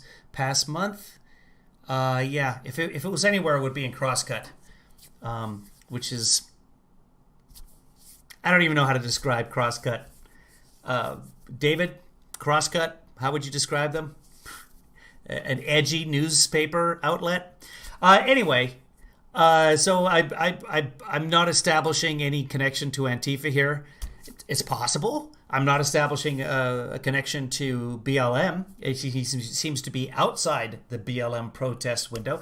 He self-describes himself as a photographer or videographer of these events. Excuse me. Sorry. Anyway, so let's see.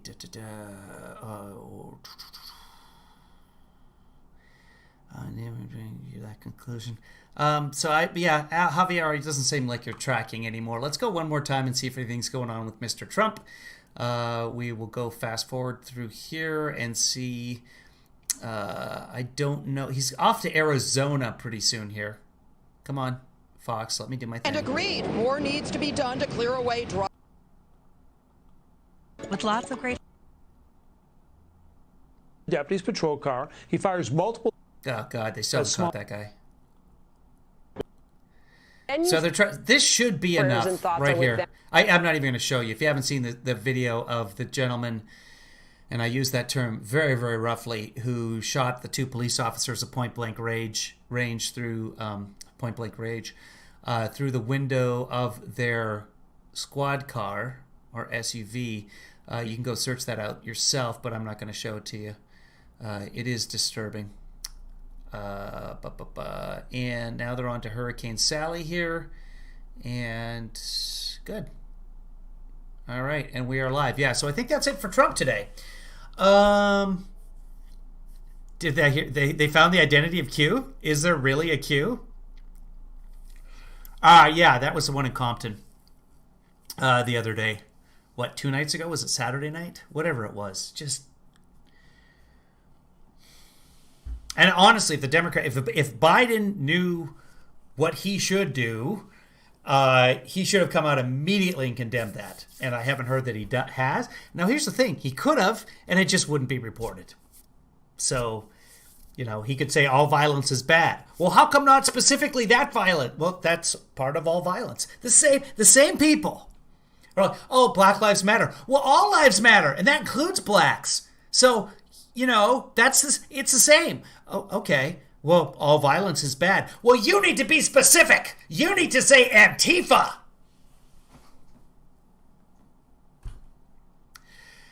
Fox and Friends said it took him 12 hours to denounce it. Yeah, but he's probably sleeping. You know, Sleepy Joe. It happened in the middle of the night. Let's verify that Q report. Q identity turns out to be Biden. Well, Google is not happy with that supposition there. Let's go over here. Where'd it go? Hold on. I'm bringing it over. That's your C-SPAN for you. And I don't think we've got any more coverage coming from C-SPAN today, which is okay. Well, hold on. Let me reload this because I don't think that's accurate. Yeah, it is not. Joe Biden and the House session, the Senate session. Yep, I don't think anything else is happening today, folks. We saw Joe Biden already. And let me look up identity of Q and images, not images, I'm sorry, news. Okay, so it was a developer of a website, apparently, who the fact-checking group exposed it. Which fact-checking group was it? Was it the Snoops? Popular site. No, so this is just a site for the dissemination of Q information. This isn't Q. And the website qmap.pub was abruptly shut down. Logically.ai is a fact-checking group, and they revealed the man's identity.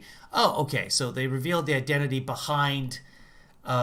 Logically is a fact-checking group, and they'll call people out for stuff like this.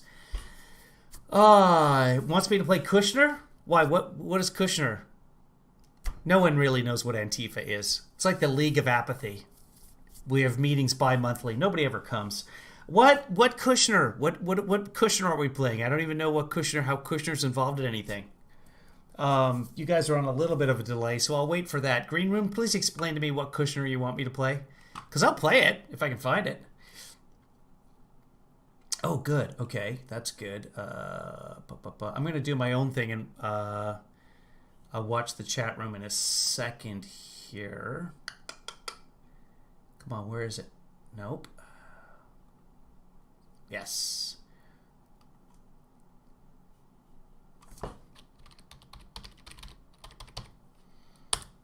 Okay, interview, who interviewed Kush? You got to give me more information than that. I'm completely unfamiliar with it.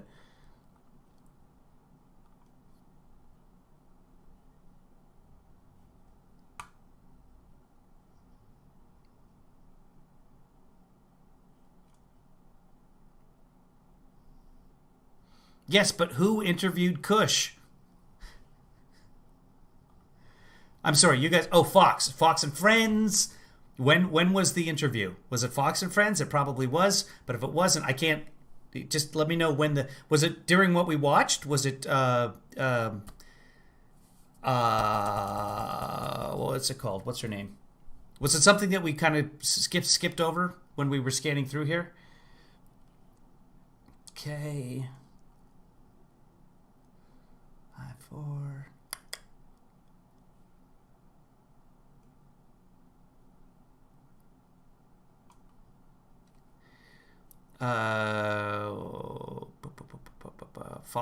Fox on Sunday. Oh, you're talking about Chris Wallace. Oh, okay, then I do know what you're talking about. I'm a liar. Let's go watch Kush here. Okay, it was on Fox News Sunday, wasn't it? No, it wasn't. Was it Fox and Friends? Well, let's find out here, because we'll go Kushner.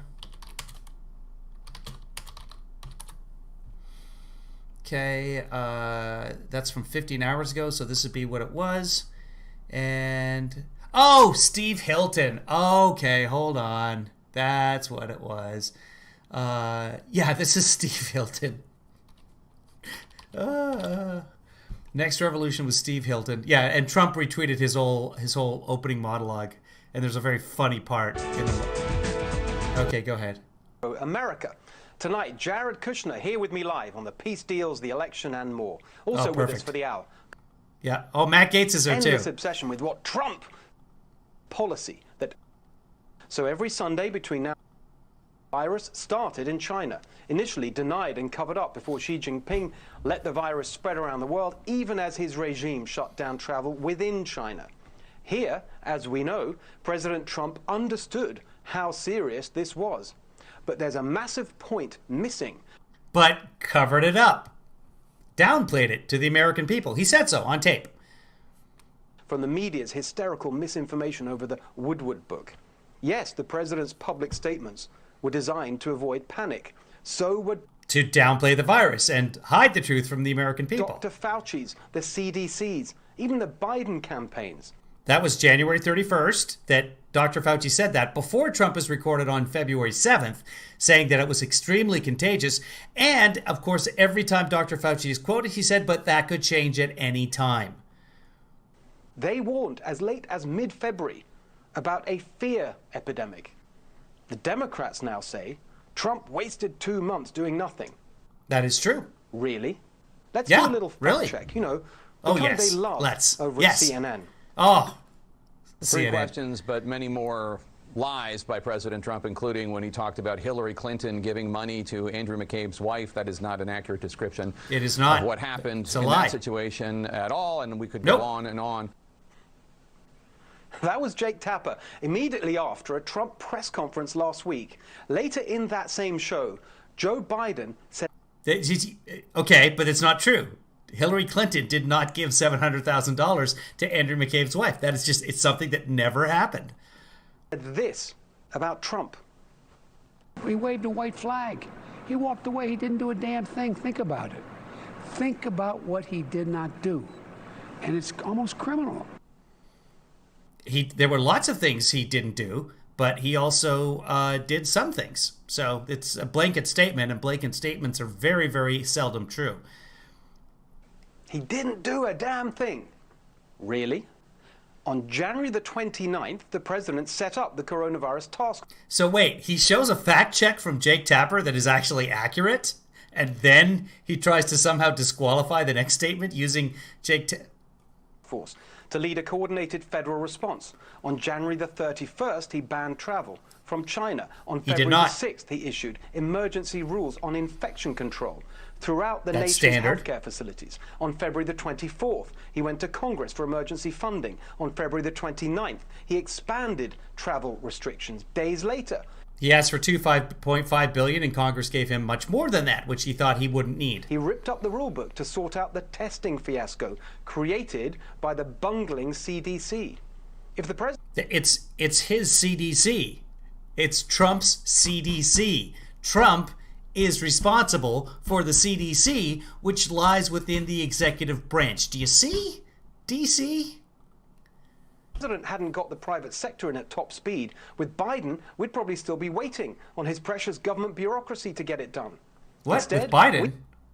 we ripped up the rule book to sort out the testing fiasco created by the bungling CDC.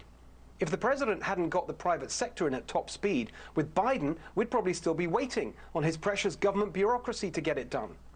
Oh, he's saying Biden wouldn't have done anything. Okay, well, that's a hypothetical. I can't really fact check that. Instead, we have by far the most tests in the world. No, we do not. China has over 160 million already, and that was just the last time they reported. They don't bother reporting it that often. I mean, can we trust that figure?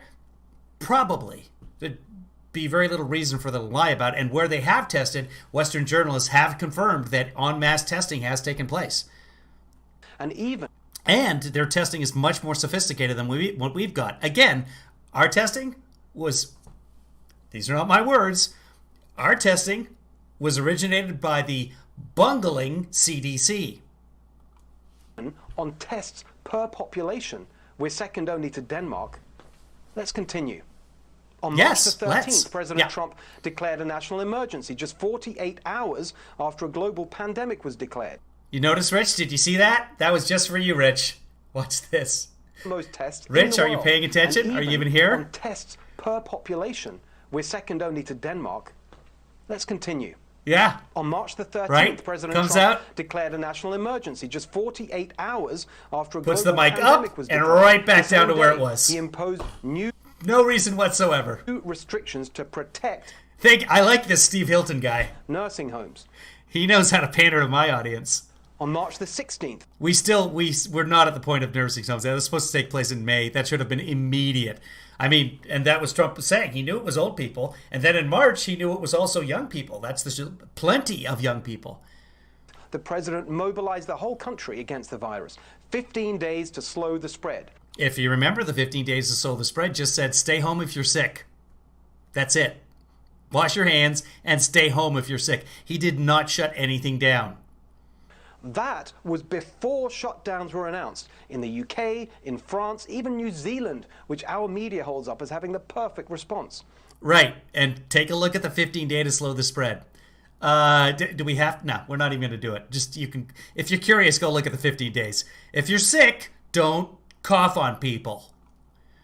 On March the 17th, the president lifted restrictions on telemedicine to help protect seniors. On March the 18th, that was good. He invoked the Defense Production Act to make sure we didn't run out of hospital masks. We needed more. Finally, we still don't have enough PPE. Not even close. I have a friend who sells PPE for a living to fire departments across 3 states. And since this started, like, what happened was China immediately bought everything up because they saw what was coming. We did not. Sorry, Trump did not.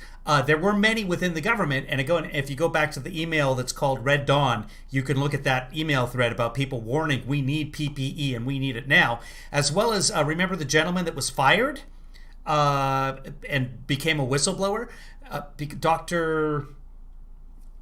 I'm terrible with names, but you guys can look it up if you want to. Remember, he had communication as part of Red Dawn from someone who made masks, the respirators, the N95s, explaining that we don't have anywhere near enough to handle even a minor catastrophe. And all of that should have been addressed at the time. They went through war games back in September, and they failed. PPE. Thank you, Dr. Bright. Thank you, babe. So he launched Project Airbridge to fly in shipments of supplies in days instead of months. We needed more capacity. So within days, hospitals were built, ships were sent, in the end not even used. We needed ventilators. Yeah, so they weren't even used. So the president again invoked the Defense Production We actually had enough ventilators Act to get them made. But it's good. It's good that we are now making more. That's fantastic. Here in America. Not a single person who needed a ventilator didn't get one, and now we're sending them. That is not true. We don't know that. You can't say that for a fact. To other countries. We needed effective treatments, so Trump secured more than 500,000 courses of remdesivir. Whatever we needed, Trump and his team. PPE. We needed PPE. We needed testing. We still don't have enough testing. We still have testing shortages. Still. 9 months into this thing, we don't have enough testing. Why? Part of the reason is Trump's bungling CDC. And no, that is not Fox News, state TV propaganda. It's these guys. The federal government stepped up and was a great partner. And I'm the first one to say it. That's what you have to say. We needed help and they were there. Conversation, commitment. But we still need testing. If you ask him today, they still need testing. The governor of Maine, Republican governor of Maine, had to go to South Korea to get testing. Promise. Newsom was sent ventilators from the stockpile, and they hadn't been maintained, so he had to send them out to get fixed. Made, promise kept. And again, the stockpile there was 3 years. It was there for 3 years waiting for Trump to do something with it. But it's Obama's fault that it wasn't maintained.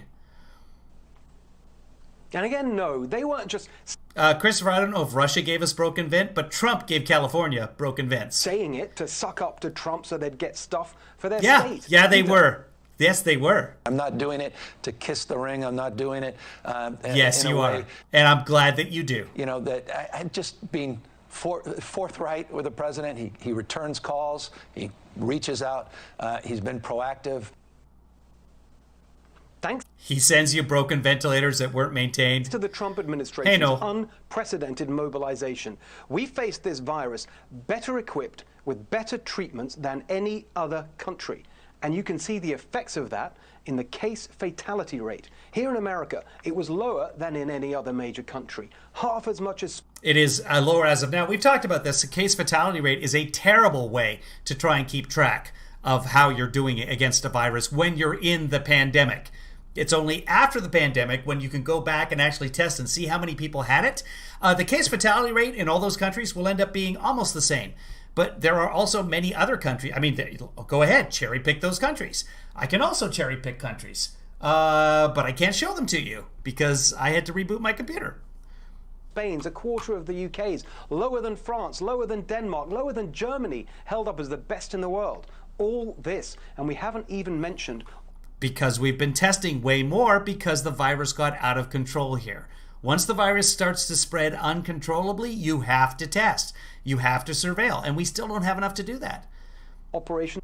Good news, though. Side note, the spit test is supposed to be coming out in the middle of... there are a couple of different ones coming out in the middle of September, at which point it becomes very cost-effective and easy to perform a test at home simply by spitting on a strip or into a test tube or whatever the test happens to be. So that's supposed to be within a couple of weeks, and that's fantastic news. This is not from Dr. Scar for Trump. This is... who was I listening to? The guy with the podcast. You know, the guy with the podcast. I'm so bad with names. Warp speed, which could be the biggest deal of all. In the past, it took years to develop a vaccine. President Trump made this a priority from the start. He got the industry together. He cut through the bureaucracy. He made sure the financial incentives were right. If there's one moment when it really made a difference, having a businessman in the White House, this was it. Really?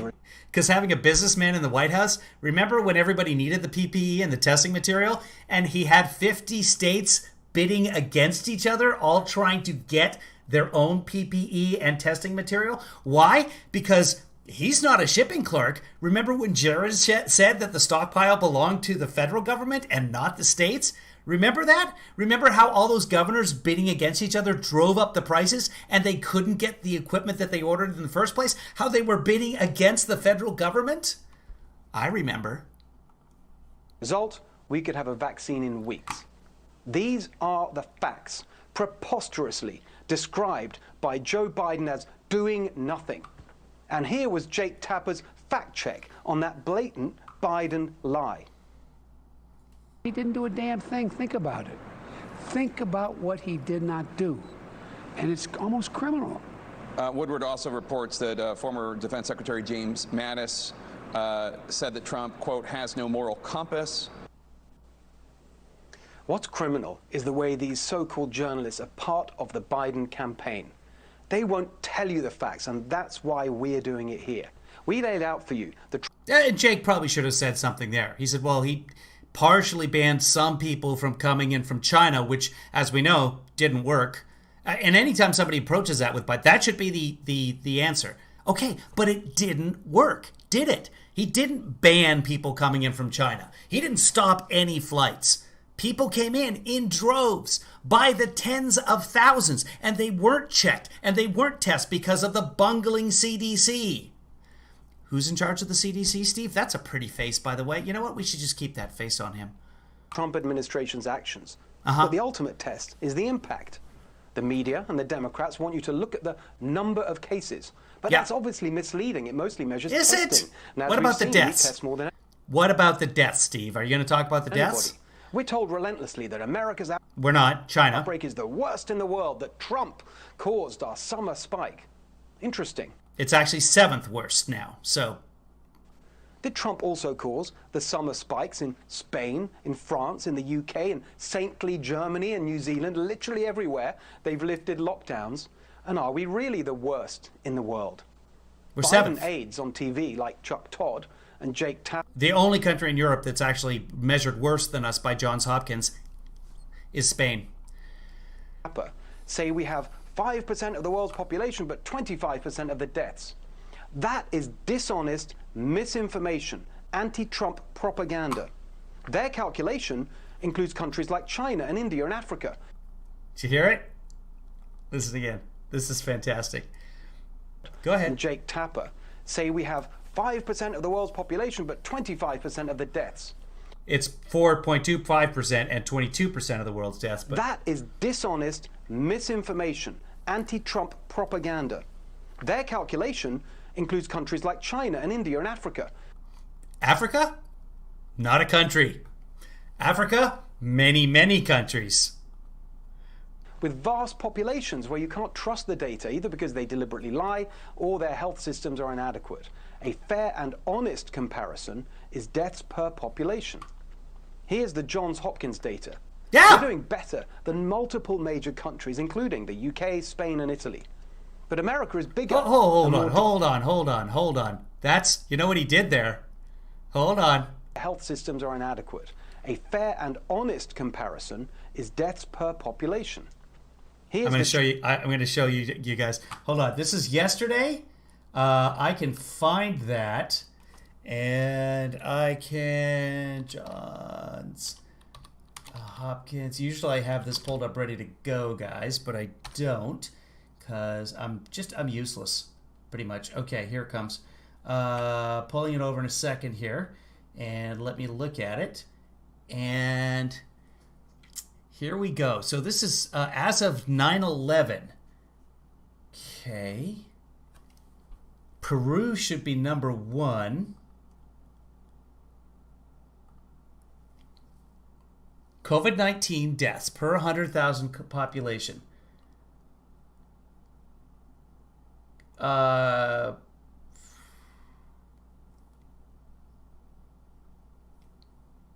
What chart does he have? This is not...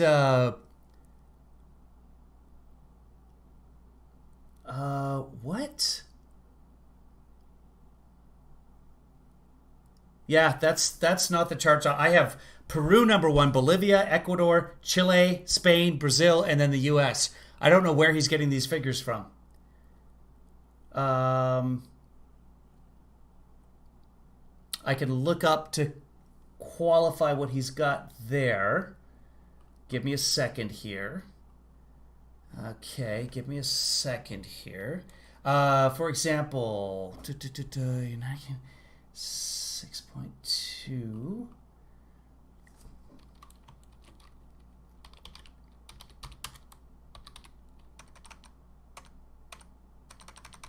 Yeah, I'm going to have to do some further research on this, but he's got a completely different chart than the one they've got up on Johns Hopkins. Johns Hopkins data. We're doing better than multiple major countries, including the UK, Spain, and Italy. But America is bigger and more decentralized. Right, and they got hit earlier, and we learned from them. That's how it should be. Plus, we already had enough ventilators in the stockpile from the previous administration, so that helped us. The virus response here has varied state by state. Add them in, and you get a very different picture.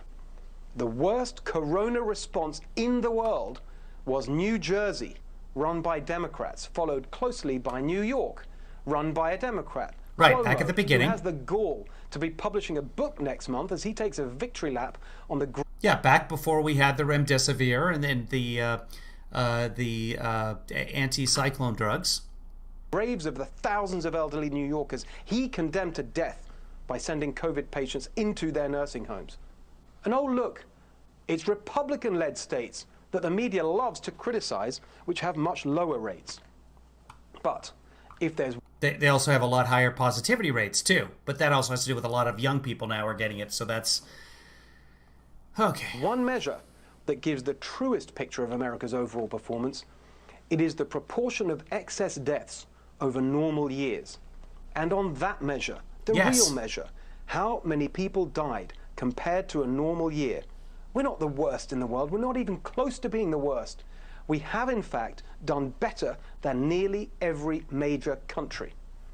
But an election is a choice. I would have to look that up, but okay. That might be what Trump is trying to say with the 38% and the 24%, but how could it go from 28 to 34 in a week or 38 to 24 in a week? That makes no sense, but I'd have to look up and verify that chart.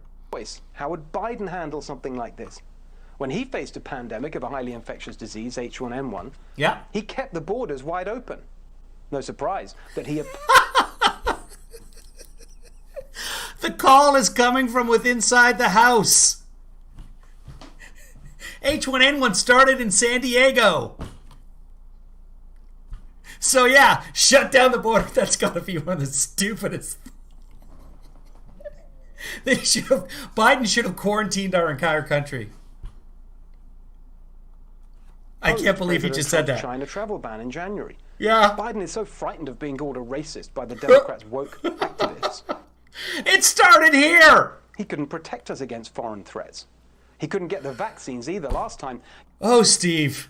I mean, I can understand. If it started in another country, say Africa, maybe ban travel from the country of Africa. But it came from the United States. He promised 100 million doses, but delivered just a tenth of that. Uh-huh. You know why? Because we didn't need it. Fortunately, H1N1 was much less deadly than coronavirus, but Yes! Biden completely lost control of it, as his Did top he? aide, Ron Klain, admits. We did every possible thing wrong. And in terms of the vaccine, yeah, he's explained this. It's, 60 million Americans got H1N1 in that period of time, and it's just purely a fortuity that this isn't one of the great mass casualty events in American history. It has is. nothing to do with us doing anything right. Just had to do with luck. Yep. If H1N1 had been as deadly as coronavirus, the Biden death toll would have been close to 2 million. Not 200,000, 2 million. And this year... Right. But it wasn't. So, if candies and nuts were ifs and... 1 month after President Trump set up the coronavirus... If pregnancy had the same fatality rate as COVID, none of us would be here.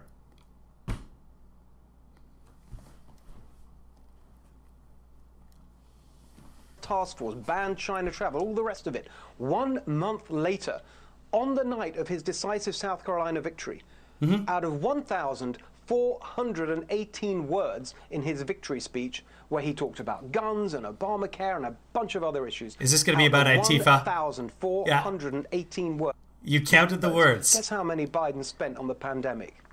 0. Antifa. What about Antifa? Even mention it. Did he So on the condemn facts, Antifa? On their records, Trump beats Biden. But the election is a choice of... Biden doesn't have a record. Biden wasn't president. Trump is on record, audio record, confirming that he downplayed the virus to the American people.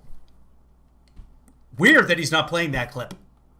About future plans. Let's compare. Biden has announced a plan to make sure no one would pay for getting coronavirus treatment. Okay, I've been broadcasting for an hour and 47 minutes.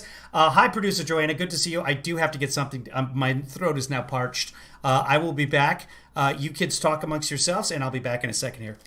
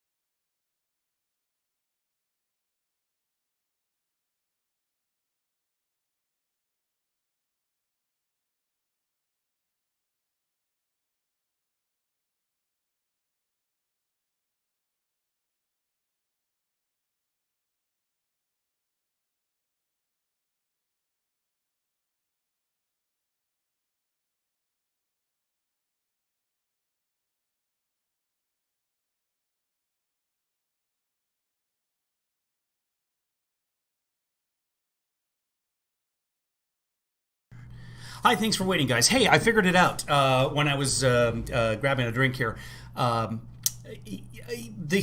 that chart that he was using from Johns Hopkins, the reason it doesn't match the chart on Johns Hopkins is because they created one for case fatality rate per 100,000. That's got to be what the chart he's showing us is. The problem is, as we've explained many times, case fatality rate is a terrible metric for judging a pandemic during the pandemic. You have to do it in hindsight to get any kind of accuracy to it. So that must be what's going on there. I can't say that for a fact, but as I was thinking about it, I was like, well, no, that makes a lot more sense because the CFR for the European countries look much worse because, again, they don't know what the total case count is there, and we've been testing like crazy. They control, but we've all seen the charts where you got your curve and then it goes down and it flattens down at the bottom. Ours did not. It slightly flattened and then it shot back up again. So we've had to do all of this extra testing. But I'm sure that's what's going on there. I could be wrong, but that's what makes sense. Invoke the Defense Production Act to manufacture essential equipment and put a command officer in charge. Which we knew about and should have done in January. Again, Dr. Price, what was the name? I've forgotten the name already. What was the guy's name? The whistleblower. Somebody else help me out. Charge of the vaccine distribution plan. Every single one of those. Yeah, I know. Antifa.com goes to Joe Biden's website. And someone thought that would be funny. Trump has done. I mean, anybody can register a website and forward it to wherever they want to. Speaking of which, if you'd like to help support me, go to kevinleefather.com, and that'll forward you to my Patreon page where you become a patron and support me on a monthly basis if you enjoy segments like these. No, it wasn't Vindman. It was Dr. Bright. Thank you. Vindman is going to be on somebody's program on Wednesday, is what I saw. So that'll be interesting to hear from the Colonel. Could be hearing from his twin, though. It's impossible to tell. Or is doing. But there are differences. Instead of speeding up vaccine development by ripping up bureaucracy, Biden is all about increasing it. In his platform with Bernie, 19 separate proposals to increase government regulation and bureaucratic control of pharmaceuticals. Biden wants universal nationwide mask wearing. Trump literally just signed and bragged about 4 different regulations on pharmaceuticals. So, yeah, just because a regulation is there does not mean it's going to slow something down. Show me something concrete that says Biden wants to pause the FDA's approval for emergency use authorizations. Then you've got a point there. But just 19 different things about things? Yeah, those are things. Those are things. And Africa's a country. Including outdoors. That's not justified by the science. It is entirely political. They say Trump killed people because he didn't show a lead on masks. But many countries have less mask wearing than we do, even though it was encouraged. Is that Trump's fault too? Some of the countries where mask wearing was least common have some of the best results, like Australia. Biden also wants uniform... Oh, wait. Like 2 weeks ago, Australia was like just worse than we were. So, I don't know about that. Nationwide standards. We need real plans, real guidelines with uniform nationwide standards. That is insane. There's something called the Constitution. We believe in federalism. Different states have wildly different circumstances. Biden wants to impose the worst rules everywhere. Kamala's California chaos, coast to coast. That's not what Biden is saying there at all. Standards are very different than mandates and laws. And finally, of course, this. Yeah. So if the scientists say, shut it down, I would shut it down. Yes. Of course he would. He's a Democrat. He wants to control everything. These capricious, pseudo-scientific shutdown rules, they're not about control. No, not they didn't ask. The question was not if the pseudo-scientists say to shut it down. The ones who use the CFR rate to determine how well your country's doing in the middle of a pandemic. If the pseudo-scientists said to shut it down, will you shut it down? Pseudily? That's not what happened. If the scientists said to shut it down, would you shut it down? Yes, like Israel just did. You know, Israel, the country you're always talking about, like Africa. The virus, they're about By the way, Israel, lower CFR. Controlling you. It was supposed to be about flattening the curve. Biden would flatten the economy and flatten society too. Clever. Keeping the schools closed because the Democrats are owned by the teacher unions. The pain and heartbreak of small businesses closed, health problems untreated, opioids, domestic violence, child abuse. 10 times the life years lost to the shutdowns than the virus itself, according to the data. That's what you'd get from Biden. What are you saying? The pain and heartbreak of small businesses closed, health problems untreated, opioids, domestic violence, child abuse. 10 times the life years lost. Revolver exclusive study. COVID-19 lockdowns over 10 times more deadly than pandemic itself? Oh, Revolver.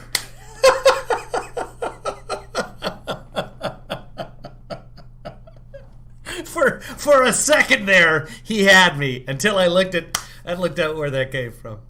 So we'll talk about Revolver later, guys. David must be familiar with Revolver.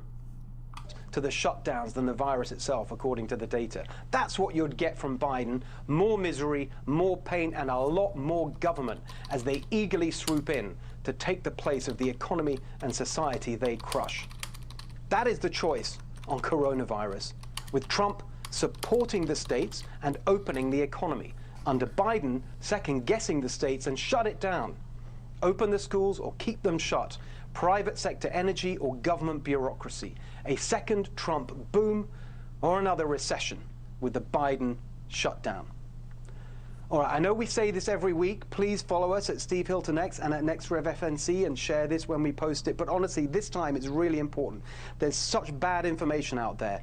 We really need to get the facts to everyone who's thinking about how to vote in November. All right, wouldn't that be nice? Now, Senior Advisor to the President, Jared Kushner. Jared, great to see you. Thank you for joining us tonight. Thank you, Steve. Great to be with you. Oh, they don't have his mic on. All right, so I want to start with the good news. I hear because, crickets. We're not seeing much of that put out there on the other media right now. And there's been some, because good news for America is basically bad news for Biden. And what we've seen, particularly coming from the work you've been doing over the last few weeks, is extraordinarily good news, not just for America, but for the world, led by America, on these peace deals that you've been working on. And it just caught my eye. There was something, I've seen a copy of the Woodward book, and it just struck me. I just want to sort of remind you of something that was said to you, apparently, according to Bob Woodward, from Rex Tillerson, when you were given some of these responsibilities. You were told, apparently, you just don't understand the history. And when your proposals for working on peace were focusing on economic development, apparently he said to you, that'll never fly. Well, it turns out it did. Could you just explain the significance of what we've seen in the last few weeks? Sure. Well, like you were talking about with the pandemic, President Trump took a different approach to solving that problem. Yeah, all I'm hearing is crickets. Approach to the Middle East than what's been done in the decades before. And you had a lot of conventional thinkers in Washington who, quite frankly, turned the Middle East into a big mess. We ended up having a lot of U.S. troops over there. We had a lot of instability, a lot of terrorism that came to America. The settings are on. We should be able to hear him. What President Trump has done over the last 30 days is remarkable. Is it this one? Deal that President Trump between Israel I'm not and the United hearing him Arab at all. Emirates, and a second peace deal that came just 29 Maybe you guys days can hear. later I can't hear Jared. I'm not sure why. Bahrain. Now, previously, the I'm last sorry, peace guys. deal came 26 years ago, and there's been 72 years for Israel, where they only had 2 peace deals, and now you have 2 peace deals in just 29 days. So it's been a remarkable achievement. What this does is it brings people in that region closer together. President Trump took an unconventional approach. His first trip was to Saudi Arabia. He brought the Middle East together. He eliminated the caliphate of ISIS. He pushed back Iran, and he's starting to bring people together around shared opportunity. And so it may not be the most popular political thing to do, but it's common sense. People, no matter where you live, I don't know or what to do here. You are, you want to have a better life. Can anyone you live? want Oh, here. you know, get together with people. You want to be tolerant of other people's religion, and you want solved. governments that are creating an opportunity for you to have a better life for your children. So and for read your along at families home and if you for can your see society. that. So I just want to switch Whoa! to the Steve's the loud. I started with the Whoa! big issue of the coronavirus. Shouldn't have turned my volume and up. the allied issue of the shutdowns. They really go together.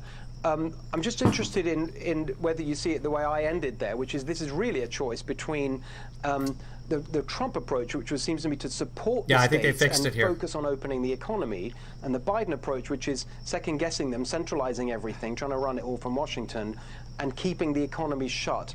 Do you see it that way? No, Well, that's look, not how in Biden sees Washington, it. D.C., I'm not from Washington. There's more than enough hypocrisy to go around. And what you see with a lot of these I politicians should who probably have been here read for the decades, captions and, for you guys, one politician who's 'cause running against the I president don't know who's been that here for anyone almost can half hear a him. century. They're very quick to criticize, but very slow to provide actual solutions. And I will say, for this country during the pandemic, all the different things you mentioned were things that only a entrepreneur, only a businessman, and only a creative thinker and a real leader would have been able to do. And President Trump took this seriously from the very start. He got organized. He dealt with these unprecedented challenges in ways where a lot of the worst fears and what we saw in a lot of other countries didn't manifest themselves. They said we would have shortages on the frontline workers of PPE. They said that we were going to have people dying because they weren't going to have ventilators. That didn't happen. New York a hospital system was about to be overrun. We spent tons of money. We got them the Javits Center expanded. We sent them the Mercy and the Comfort, and we were tracking on a day-to-day their ventilator need, and we got them everything they needed to get them through. And now with vaccines, the fastest vaccine ever to a phase 3. The Mercy and the Comfort did not go to New York. One of them went to New York. The other one is on the other side of the country. But yeah, all right.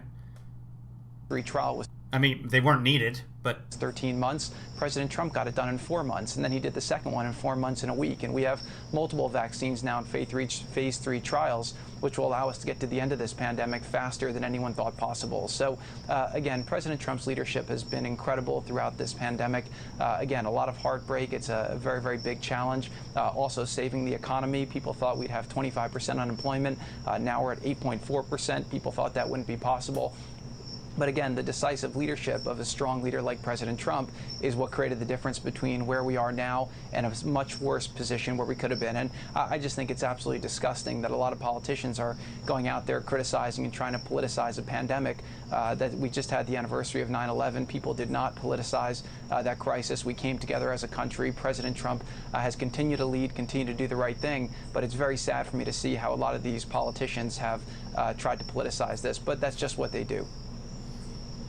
I guess he's never met Rudy Giuliani. Never mind. Every third word out of Rudy Giuliani's mouth is 9/11. But no one politicized 9/11. It was literally before Jared was born.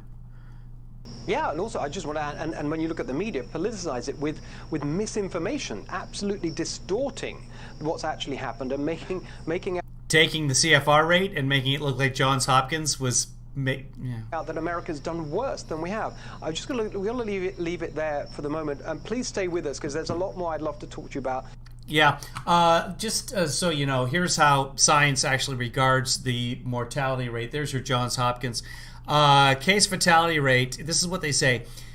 There's no reason they have to notate this, but it's so misinformative that they go out of their way to say this on Our World in Data. During an outbreak of a pandemic, the CFR case fatality rate is a poor measure of the mortality risk of the disease. Why? Because we don't know. We just don't know. We don't know enough. We don't have the surveillance necessary to determine whether a country's CFR can compare to another CFR. I mean, the bottom line is the virus is the same. I know. Everywhere on the planet. In relation to the elections, but I just want to underline one point you made. It's so crucial. That entrepreneurial approach, having worked inside government myself, I just know it's a huge difference between that approach, which challenges the bureaucracy, and what you'd get from the Biden side, which is just going along with it, and that's why you get a much worse performance. I think that's such a crucial difference. Jared, thanks so much. Stay there. You know, the bureaucracy that prepared the pandemic response, that bureaucracy that Trump threw out and dissolved. You know, the pandemic response team. He didn't actually dissolve it. He did. But he transferred some of it over into Homeland Security and put them into an anti-terrorism unit. So responding to a pandemic that was a terrorist attack is what they wanted to concentrate on, you know, because of Muslims. But the pandemic response team that would normally be handling a naturally occurring virus like this one, dissolved. We'll be back with you soon. And Matt Gaetz and Lisa Booth will also be here to react. Don't go away. Let's go. I think I've had enough American of Jared. People are a lot smarter. Do you guys want to continue with Jared? I can't hear him, but I guess you guys can. Harder than the media and a lot of the politicians in Washington give them credit for. They've been trying to make this about President Trump's governing style, and the reality is that he needs to govern this way in order to produce the results he has. And so what we've been doing is trying to drive people back to the results. Can we take a look at those results? They're right here. 696,000 dead. Before the pandemic, President Trump had the lowest unemployment rate in our country in 50 years, the lowest unemployment for Black Americans, Hispanic Americans, Asian Americans, for women, and our country was trending in a very positive way. We have new challenges after the pandemic, and our country was trending. Wow. He's the right president to pull it back, and that's what we're going to be focused on. You talk about before the peace deal, President Trump, everyone was saying that President Trump would be creating wars. He's not. He's making peace deals. We have a peace negotiation this weekend that Secretary Pompeo's in Afghanistan. That's a war that our past politicians got us into and weren't able to end. We're bringing our troops home, and again, the American people want to see results. And we're cutting and running. Can you imagine if Obama had just said, you know what, we're going to negotiate with the Taliban and we're going to bring our soldiers home no matter what? Just imagine. Hey, remember what Trump said about all of that? It's like, you don't signal. Do not signal what you're going to do. Here he is. We're bringing our soldiers home. We're talking to the Taliban. We want peace. We're bringing our soldiers home. Don't tell them what to do, Obama. Don't tell them. Don't telegraph. Ultimately, they're going to look at what's better for them, what's better for their families. And when they look at that question, they say, who do I want representing us against China and against these other countries? Ask yourself one question. Are you better off 9 months ago than you were 4 years ago? I think that they'll see that President Trump, he's a tough guy, but it takes... Ignore the last 9 months. Who said that? Was it... the worst impression of nobody. That was like JFK from The Simpsons. What? Who said... Ask yourself one question. Are you better off now than you were for... It was Reagan, was it not? A tough guy to fix the country and to get us to where... Or was it Clinton after Bush won? I don't know. I forget now. We need to be, and so I think that they're going to see that, and that's what they're seeing. I think Reagan was the first one to do it. His energy out on the campaign trail right now. You guys will know. Well, that's certainly true. The energy is definitely there. Jared, thank you so much. Really appreciate your time tonight. Hope we'll see you again thank you, in Steve. the weeks ahead. Great to be with you. All right, joining us now, author of the upcoming book Firebrand, Dispatches from the Front Lines of the MAGA Revolution, Florida Congressman Matt Gaetz, and our Fox News contributor Lisa Booth. Matt, let's start with you. Your reactions to what you've heard tonight. The Trump doctrine is thriving throughout the world and creating conditions for a cascading peace. The Trump doctrine? Trump doctrine is 2 words, America first, and he doesn't even have a platform. There is no Trump doctrine. President Trump's decision to withdraw troops from the Middle East is... Does Matt know that he looks like this? Directly tied to these peace settlements. With less precious American blood and treasure to squander or weaponize against one another, it turns out the kingdoms of the Middle East can actually make peace rather than war.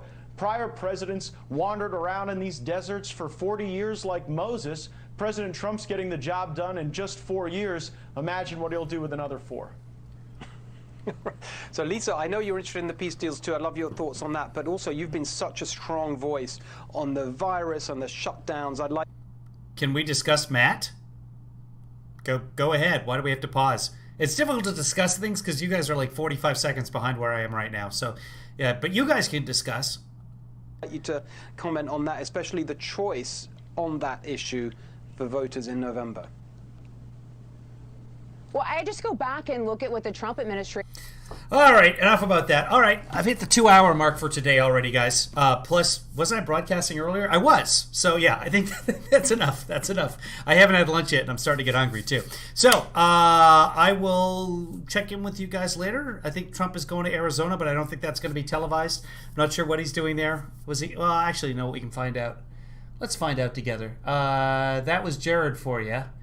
Jared's never interesting, and I can never hear the dude. Let's do this. The best way is, oh yeah, that's what it is. DonaldJTrump.com, jtrump.com, because often they will, yeah. Events. Here we go. Okay, so special guest President Trump. Latinos, we saw that already. Monday, September. Oh, here we go. Live stream of President Donald Trump neutrinos for Trump roundtable in Phoenix, Arizona. Oh, he's doing another one today. Okay, so 3 p.m. Eastern. So that's not true. Hold on. Let's take a look here and see what it says. Event details. 6 p.m. Eastern. Okay, so that's they got the wrong time. Did they have the wrong time zone on their own website? Hold on. Let's check. Yeah, 3 p.m. Eastern is what they're calling this, and it is 3 p.m.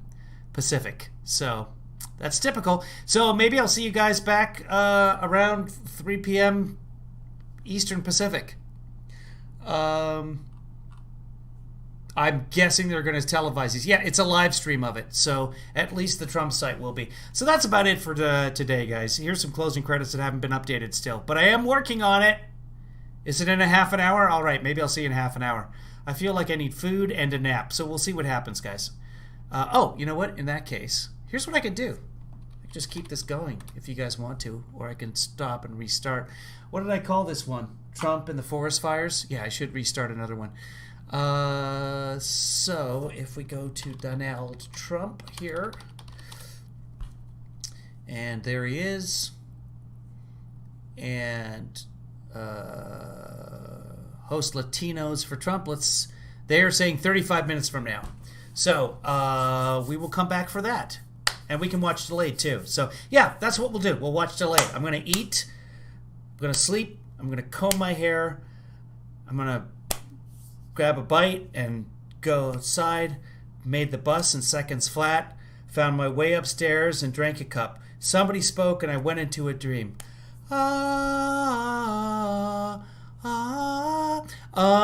Hey, shut it, all of you. Guess what? I have something to tell you guys. Where are you going?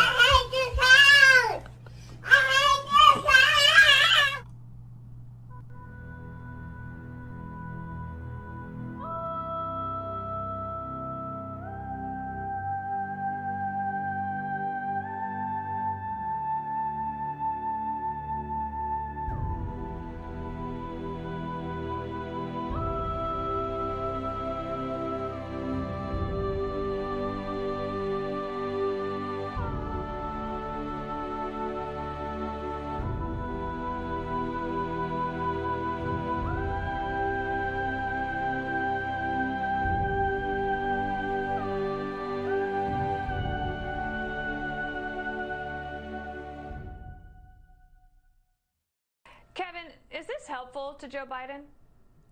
Wait, what?